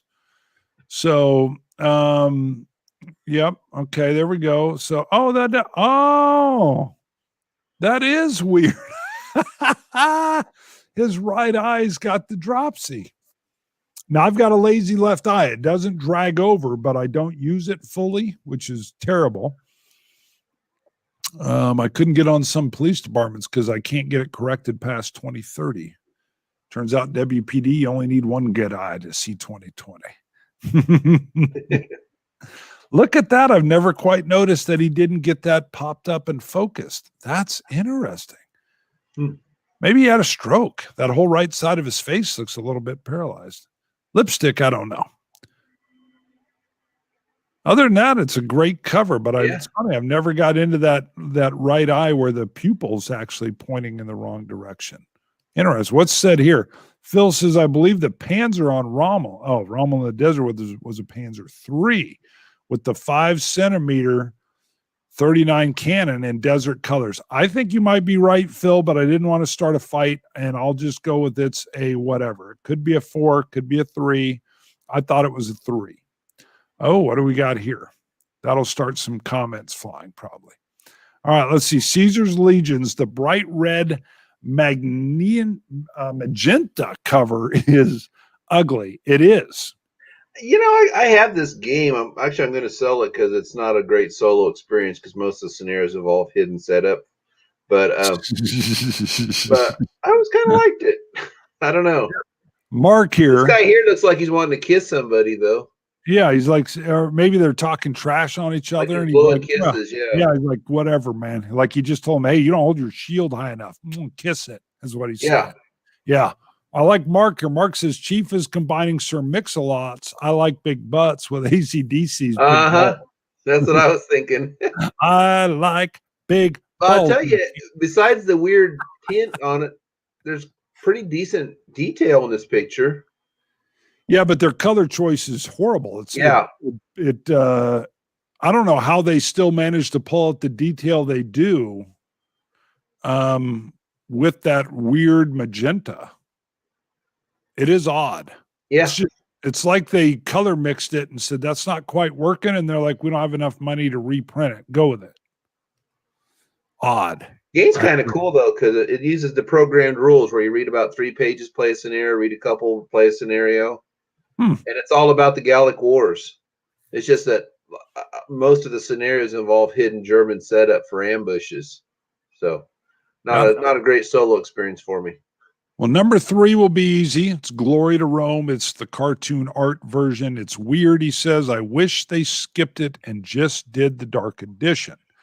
Well, it wouldn't have come out, though, if they didn't have this. So I'm always like, okay, now some people almost like it. It's like it's so bad, it's good. It fits the silliness of the theme. It's not a one I'd want. I wouldn't want those guys in Caesar's Legions on the cover because it's like, you're trying to build a latrine as one of your goals in this game. And the Cicero quote on is hilarious. To me, it always worked, but okay. I will tell you, I hated the box more than the art. If they would have even had it in a cardboard box. That clamshell wasn't a good idea because, boy, especially since that game's nothing but cards, basically. Right. Trevor says in the other one, the red ink is low. Here comes a copyright claim. Boom. I like this. The comments are a riot. I'm telling you. Oh, look at this. I hope this is the right King of Tokyo. I couldn't get by the description which one he was talking about. Well, let me go grab it here. King of Tokyo. I wish they skipped it and just did the dark. Oh, yeah, they just did the dark edition. There's been 3 editions. Yeah, one had like 2 monsters on it. I have that. Yeah, I've got that. Actually, I'll grab it and show you when I'm done. Okay, I've got that one. I've pre-ordered I ordered the dark edition, but I put on there Falling Skies, which is not out yet, so the whole thing's hanging up. What I like about it's like a million editions when German edition, French edition. So when you try to go through BGG's versions, I'm like, I think he's talking about this. Are you going to hold it up, or did you have? I'll wait till we're done to 5 though. Oh, got it. They definitely go with the cartoon deal. I don't like this version as much. I do like to play with the bunny. Just letting you know, I'm coming out. I like the bunny. I like the Kraken just because I like to say release the Kraken. So my boy, I have a nickname for him too, but I'm not going to say it. With the Mecha Dragon. But yeah, what's the bunny's name? I always forget the bunny's name. He's running the mech. Yeah, he's running the mech. Someone will throw it out here. Magnus, wow, he used to live in Tokyo. I think I met those once or twice. So let's see there's Anzio foreshadowing. Number 1, he hates it. He does not like Mussolini. Sorry. It's terrible. And the second edition was a little better, but like I said, it wasn't until 84 when Roger McGowan got hold of that and put that the guy laying on the rocks. I always thought that was a cool. That's one of the few games I ever got where the cover sold me. So I want this game. This cover's cool. Wow. The 1969 Big Mussolini head is weird, and so is the 1974 to 78 version with the big green stripe and the boring pencil drawing of the landing craft. I wish they skipped them and just did the 1980s version. Yeah, that is a weird Mussolini head. It's not even a good one. And then you got the weird way the boot in Sicily wrap around his chin. I'll tell you what else is weird. I never noticed this till now. I didn't realize his eyes were open. There's his eyeballs. Yeah. Yeah. I thought his eyes were closed and he had his mouth open like he was listening to a really good song and he was really feeling it, like his head's bobbing around or something. Yeah, the only thing that even tells me it's Mussolini is the hat, because he wore that weird, like, so to me it looks like how some of these guys wear these racing caps backwards now. Uh-huh. Woo! That is funny. I cannot unsee the open eyes now. I don't know how I ever saw his eyes closed, but all this time I thought his eyes was closed. That is funny. Let's see. We'll be moving to Sean Morin next, just so you know, so you can cue that up. Wait a minute. Flip the camera. Yeah. Yep, I'm flipped it so you can show your version. I'd stop share, right? Yeah, I just brought it back to us, so you can do whatever you want. You don't need to mess with the stop share. That's the King of Tokyo. When he said the dark version, I thought, well, I think he's talking about this one. No, there's a new version. I have that. Now they got out what's called the dark version, where everything looks a little more real and a little more mean. Huh. Yep. Okay. And they added a couple cards, if I remember something as well. I got it because it's a big hit in my house with my older son. It was his first board game he liked, and then my grandson loves it. Anytime you can pick up a card that allows your monster to have poisonous spit, that's a good one. You know, I have we had that in one of our early ones this year, the our most valuable collection stuff. I think that was my 5 or something, because I had it in New York together because so much of it crosses over. So yes. Yep. Let's see what some of the comments are. Here's the you said Sean Moran or Morin. Nano likes King Kong. King Kong is good. Cyber Bunny, that's it, Trevor. Cyber Bunny. I just like the fact that there's this little bunny in there running this big old mech. Kind of like the Men in Black in the morgue scene. That little tiny dude in the dude's head. Yeah. Yes. All right, we're at a minute or an hour 47. We're rocking it. I don't even care. I'm going to share your screen here. Let me come back so you can get it up. Oh, it's up. No, I have to share it. I know I can see you got it up, but I got to get it shared up there is what I'm saying. All right. So how many more we got here? We got quite a few, I think. So Sean says, let's see, number 5, Avalon Hill, Starship Troopers. Probably good for when the book was written, but it could do better. We can agree. This one's kind of cool, but it's been commented on. Oh yeah, sorry, you're on Fortress Europa. Avalon Hill, Fortress Europa. Love this game, but the cover doesn't grab me. New one. Never knew what the three arrows were for, though. You know, I couldn't figure it out. Is it like Britain or the UK, the United States? I don't know. I'm with you. I don't know, because Russia's not in this. That's, if you want that, you play the Russian campaign. Yeah, that was my problem with this. And then the turret looks bizarre. Is this a turret of a tank? No, I think it's one of the shore batteries. There was an SPI game called I forget. It was a pretty big game. But yeah, it showed that big turret. See, I think they missed on this. And then of course you got the German symbol down below, which is weird how it's even angled. Oh, I never noticed that. Okay. Yeah. And then the weird black area, that should be fully filled with Fortress Europa. It's weird. Yeah, they should have pulled the map down farther. Yeah, stop right there, then pulled the map on down, but or stood the symbol up so it looks like it's holding the gun. I don't know. It's a little bizarre. Obviously, there's a push and invasion, but yeah, I don't know. I've always thought the same thing. The box covers weird.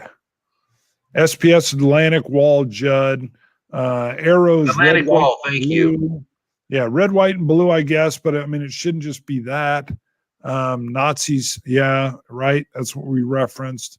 So I agree. So we'll go to the next one. Avalon Hill, France, 1940. This is all I could come up with. I always liked it, but I think I was curious what he didn't like about it.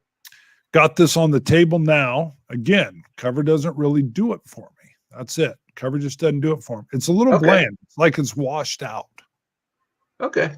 That would be my deal. It's washed out, and you got 4 things going on here. You got the Stukas, not even in dive mode. They're in formation. You got Rommel. That's probably the best part. You got the iconic German that's throwing the potato masher, which from that angle, I don't think you can get too much on it. And that is, I better be careful there. It's either a Mark II or a Mark III. Might be a Mark III with a smaller gun, like the Command Mark III. Anybody? France, 1940. Someone will have that answer. Number 2. Messing with my childhood now. This is my first war game. Ooh, Avalon Hill, Battle of the Bulge, the original. Probably fine for the 60s, but it's a bit cartoonish, like playing it. He still likes playing it from time to time. Yeah. I've got the 1984 3 version. Makes you wonder on World in Flames why they didn't make a reference to, what's his name, McAuliffe, that made that quote. I don't know if you see my mouse. Guderian. Oh, you're right. That is Guderian. What am I thinking? That might be good. I think you're right. I think that's Guderian and not Rommel. Are you sure? Because Rommel was in France. He was there, part of that. So was Guderian. Pop her back up. That might be Guderian. Oh, wait, hold on. Oh, yeah. I don't know. It's too whitewashed. That's the point. That is weird. I think you might be right, but I still think, and then I think it's Rommel again. That's weird. You know what else I don't like? The angle almost looks like they clipped off his hat, but they didn't. That's weird. Magnus is saying Guderian, so I bet it is. And it's a Mark II, says Sean. And it's Sean's list here. So Tobruk. His number 1 is Avalon Hill Tobruk. Owned but haven't played yet. Cover just seems blah. Thanks, fellas. Look forward to next weekend, which is right now. So he was looking forward to the future, and I think he's pleased. He's pleased with the present. If you go to this game and look up the versions of it, there was like a pan box that was used like for a convention, a limited edition one.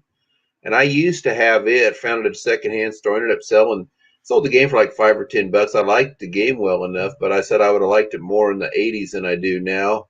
But yeah, it had the programmed rules and stuff in it. It's kind of a cool idea, but it's one of those, I think I got games I like better that do the same thing. But anyways, I had a different cover, but I do remember this one.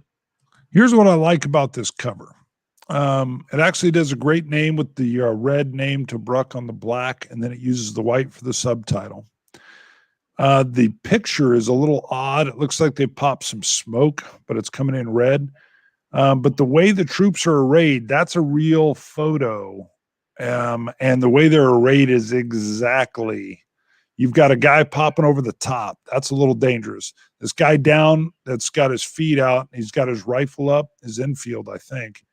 That is real. And the way these guys are sucked in on the tank, the only thing is, what tank is that? Is this a knocked out German tank and these are British troops that have moved up? And is that an officer with a light hat instead of a helmet on? I can't quite tell. This guy looks like one of the desert rats. Yeah, if you zoom in just a bit more. So I love this because that looks like a period. As long as I can zoom and it keeps popping back on me. All right. It's a period photo that they've colorized oddly. But the troops here are spot on. And the only thing I don't know is this officer that's got his head popped up. So that's fine. I mean, he's got mostly good cover. He could take one, but That's about right. The only other thing, a couple of these guys should be peeled off to the backside, but maybe there are some already. So, Okay. sorry, it's a 50 mil Panzer III. Panzer III question. Yeah, it's a 3. They're saying, yeah, that's an infield. So, and it looks like it. It's got the full wood stock all the way up protecting the barrel. So I like that one, but it is colorized in an odd sort of way. Next, we're going to be pulling up. Let's see. Okay. Whoop. Conflict Magazine just commented he didn't do a list. Dom, I believe current division patch. He's just commenting, not a list. Nathaniel, let me open up. There we go. Nathaniel Robinson has a list. We're getting near the top for anybody that's getting wore out, but we're going to keep going. So Nathaniel's going to be coming up, and Hornet Leader will be his first. Let me come back over here. There you go. All right, I'm coming back to it. Hornet Leader. That'll. Okay. That was like we talked about those leader games. You didn't like that top view of the top view of the boring pictures. Yeah, there's no life to anything. It looks like I'm looking at a plane recognition card deck is what it looks like to me. Yep. Hornet Leader. Carrier operations. To be fair, many DVG covers have their problems. The overall image, this is, of course, what Nathaniel's saying, is static. The background images are blurry and lack excitement and movement. Exactly. There is no movement to that cover. All the passion of a tech manual. See if you can zoom in a little bit. I like that. That's a good description. That is the blurriness. If they're blurry, yeah, that is weird. It's almost like they even got lines created in there like you're looking at a screen. Why would they do that? I was trying to think of if there's any. I used to have a lot of DVG games. I was trying to think if any of them had good covers. Field Commander Rommel wasn't bad, but just a picture of Rommel. But yeah, I couldn't think of too much. That is interesting. It's again, I love looking at. I actually love looking at the plane breakdowns just for like plane recognition, but I don't want it on a cover. Yep. So. All right, let's grab. There you go. You pull it up. Ancients, Commands and Colors, Ancients. This is phoning it in, randomly distributing the art from the game pieces in a manner that is nonsensical, complete lack of perspective, not to mention an armless Scipio. Now, I needed to look at this. Oh, yeah. Okay, they just peeled his arms off. I like the guy throwing the lance. Yeah. I like him. All right, let's see. Number 3, A Wing and a Prayer. This cover features a gorgeous photo of a B-17 air raid. I've got to see this. With the front gunner clearly visible, but then ruins it. It's blurry. Then without reason, someone superimposed the point-to-point map, making the photo hard to see. Oh, man. Yeah, zoom back into that. And that's a BF-109 climbing up on its 6, too. That's a yellow nose. That's interesting. Good shot. The ball turret's rotating around. Looks good. I don't mind that. I do like this B-17 in the front. I always thought that was a cool look. But yeah, it is a nice angle. Blurry and the map in the back. Yeah, I don't mind that one as much. I do agree if they put something in the background, more skyline. If they just would have showed sky in the back, it would have been cool. Yeah, because that map's not that impressive. Yeah, put the map on the back. Yeah, point-to-point map. The back and make the front draw you in. Yep, they had it, and it looks like he's catching his number 3 engine on fire as well. Yep. Wow. It's kind of one of those opportunities lost. It's good, but it could have been more. That's kind of how I looked. A lot of these choices are either it could have been. It's kind of what you were doing more last week was. This is okay, could have been more, and mine were just like these are just cringeworthy. So that's kind of two schools of thought. Now he mirrors me here. Number 2, Band of Brothers, Ghost Panzer. everything that Bart said last week, plus the ridiculous offset frame that makes the cover look like the cheap re-releases of old albums on CD that happened in the 80s and 90s. That is a good point. Yeah, they off-center it. Now that you mentioned, it does kind of look like a 70s LP cover. Yeah, it kind of does. And I guess you're right. I never That's the name of the band and the name of the record. Yeah, and that they cantered like it's a photo of a photo that's been cantered 5% to the left. That is weird. Why not square that up? I mean, all you're doing is showing me some green or some gray on the corners here. That's odd. I guess I didn't pick that up the first time. And Panzer IV, yep, as what Magnus says there. And a little more. Winging a Prayer is a great game. Okay. Let's come in here for number one, Wilderness War, random cutouts, random placements, odd color choices. The cover completely dissuaded me from trying the game. I hope he did try the game. It's a great game. It's like the game on that topic. But yeah, the silhouettes, I never even noticed in the background, all the silhouettes. And I guess this is when they, what was it? Not Carillion, the Fort William Henry, I think it was, where they surrendered and got massacred. Maybe that's them leaving. I don't know. That might be them marching out. Anyway, but yeah, I don't care for the silhouettes in the background. He's got a dishonorable mention, which I like the dishonorable mention. Interceptor Ace, Volume 2. Why is there a halo or glow around the ME-262? Is it a ghost? Does this game mash up war and horror? Just getting that in there. I haven't actually seen Interceptor Ace Volume 2. So let's see. Did you have that up? I doubt it, right? No, I don't. Yeah, that's fine. That's fine. Let's come back to you and I while I'm reading. Time War. There's a wait. It was a Time Warp or Time War that guy had earlier. Time Warp, if I remember right. I'll just bring them both up. What do we got? We'll come back to it. I just get it loaded in the background while we're doing all this stuff. Okay, who's next? I'm looking. We got John Connor just with some comments. Much love to Judd because of the Christmas tree. And he says, too bad the Chief didn't have a Scotch tree.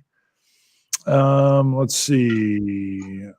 Mitch Miller just comments. I think we're done. Nope, one more. Who? Trevor's wife. Trevor's wife had a comment. Okay, let me look.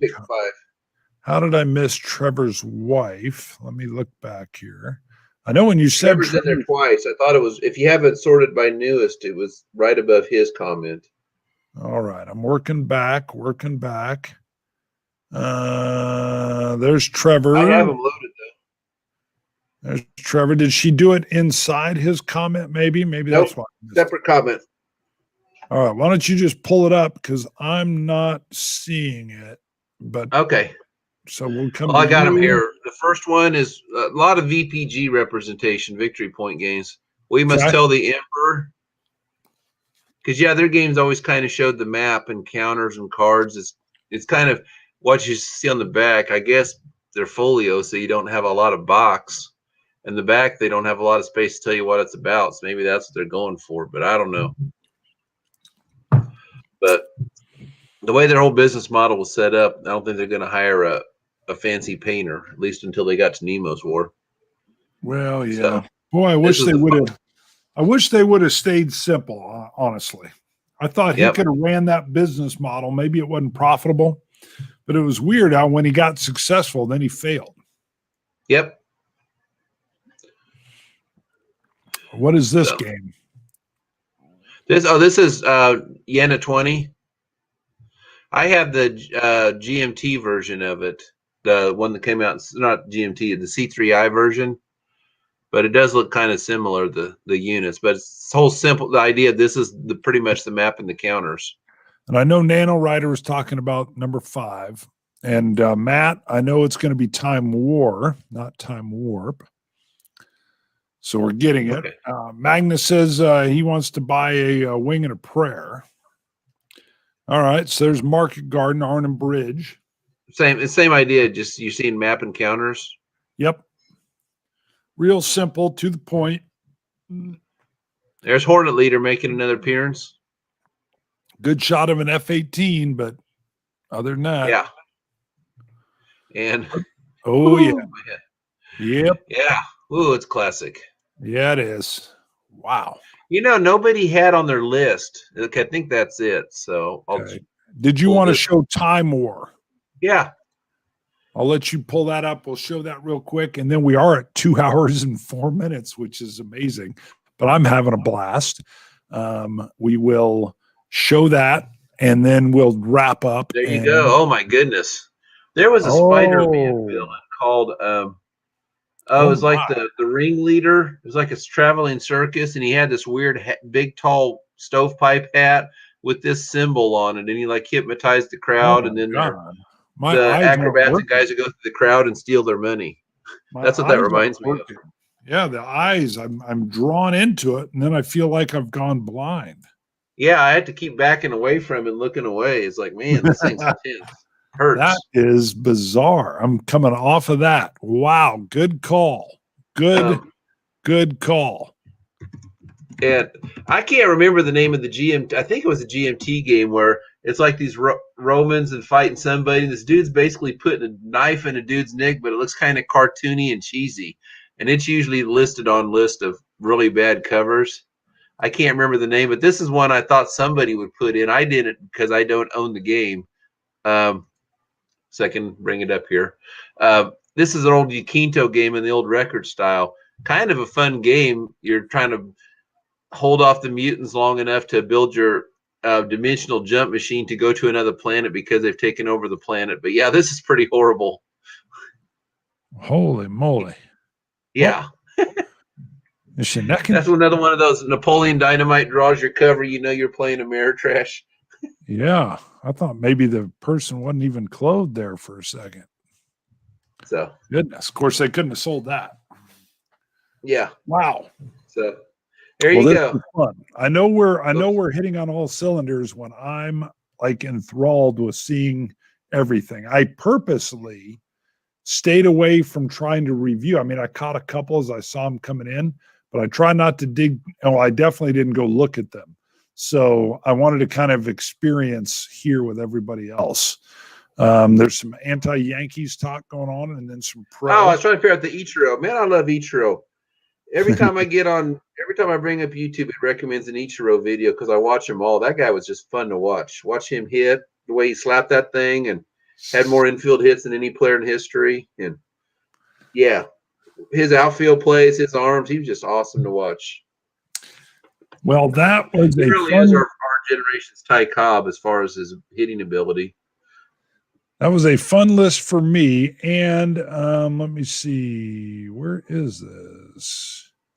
That's not what I was looking for. So, Judd, I was looking. Now, we didn't get a chance to pre-think or pre-talk, but I liked you had this. The idea for a topic was you had the best year for war games, or our top 5. So we would have 5, 4, 3, 2, 1 on what each of us thought. You don't like that anymore? That was your top. We did so much of the decades. We had one asked about asymmetrical. This is a 1 year though, so this is in your list of ideas. Yeah. Best year for games, and then you throw out examples.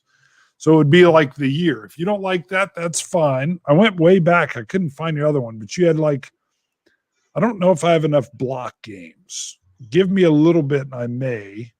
Expansions, maybe.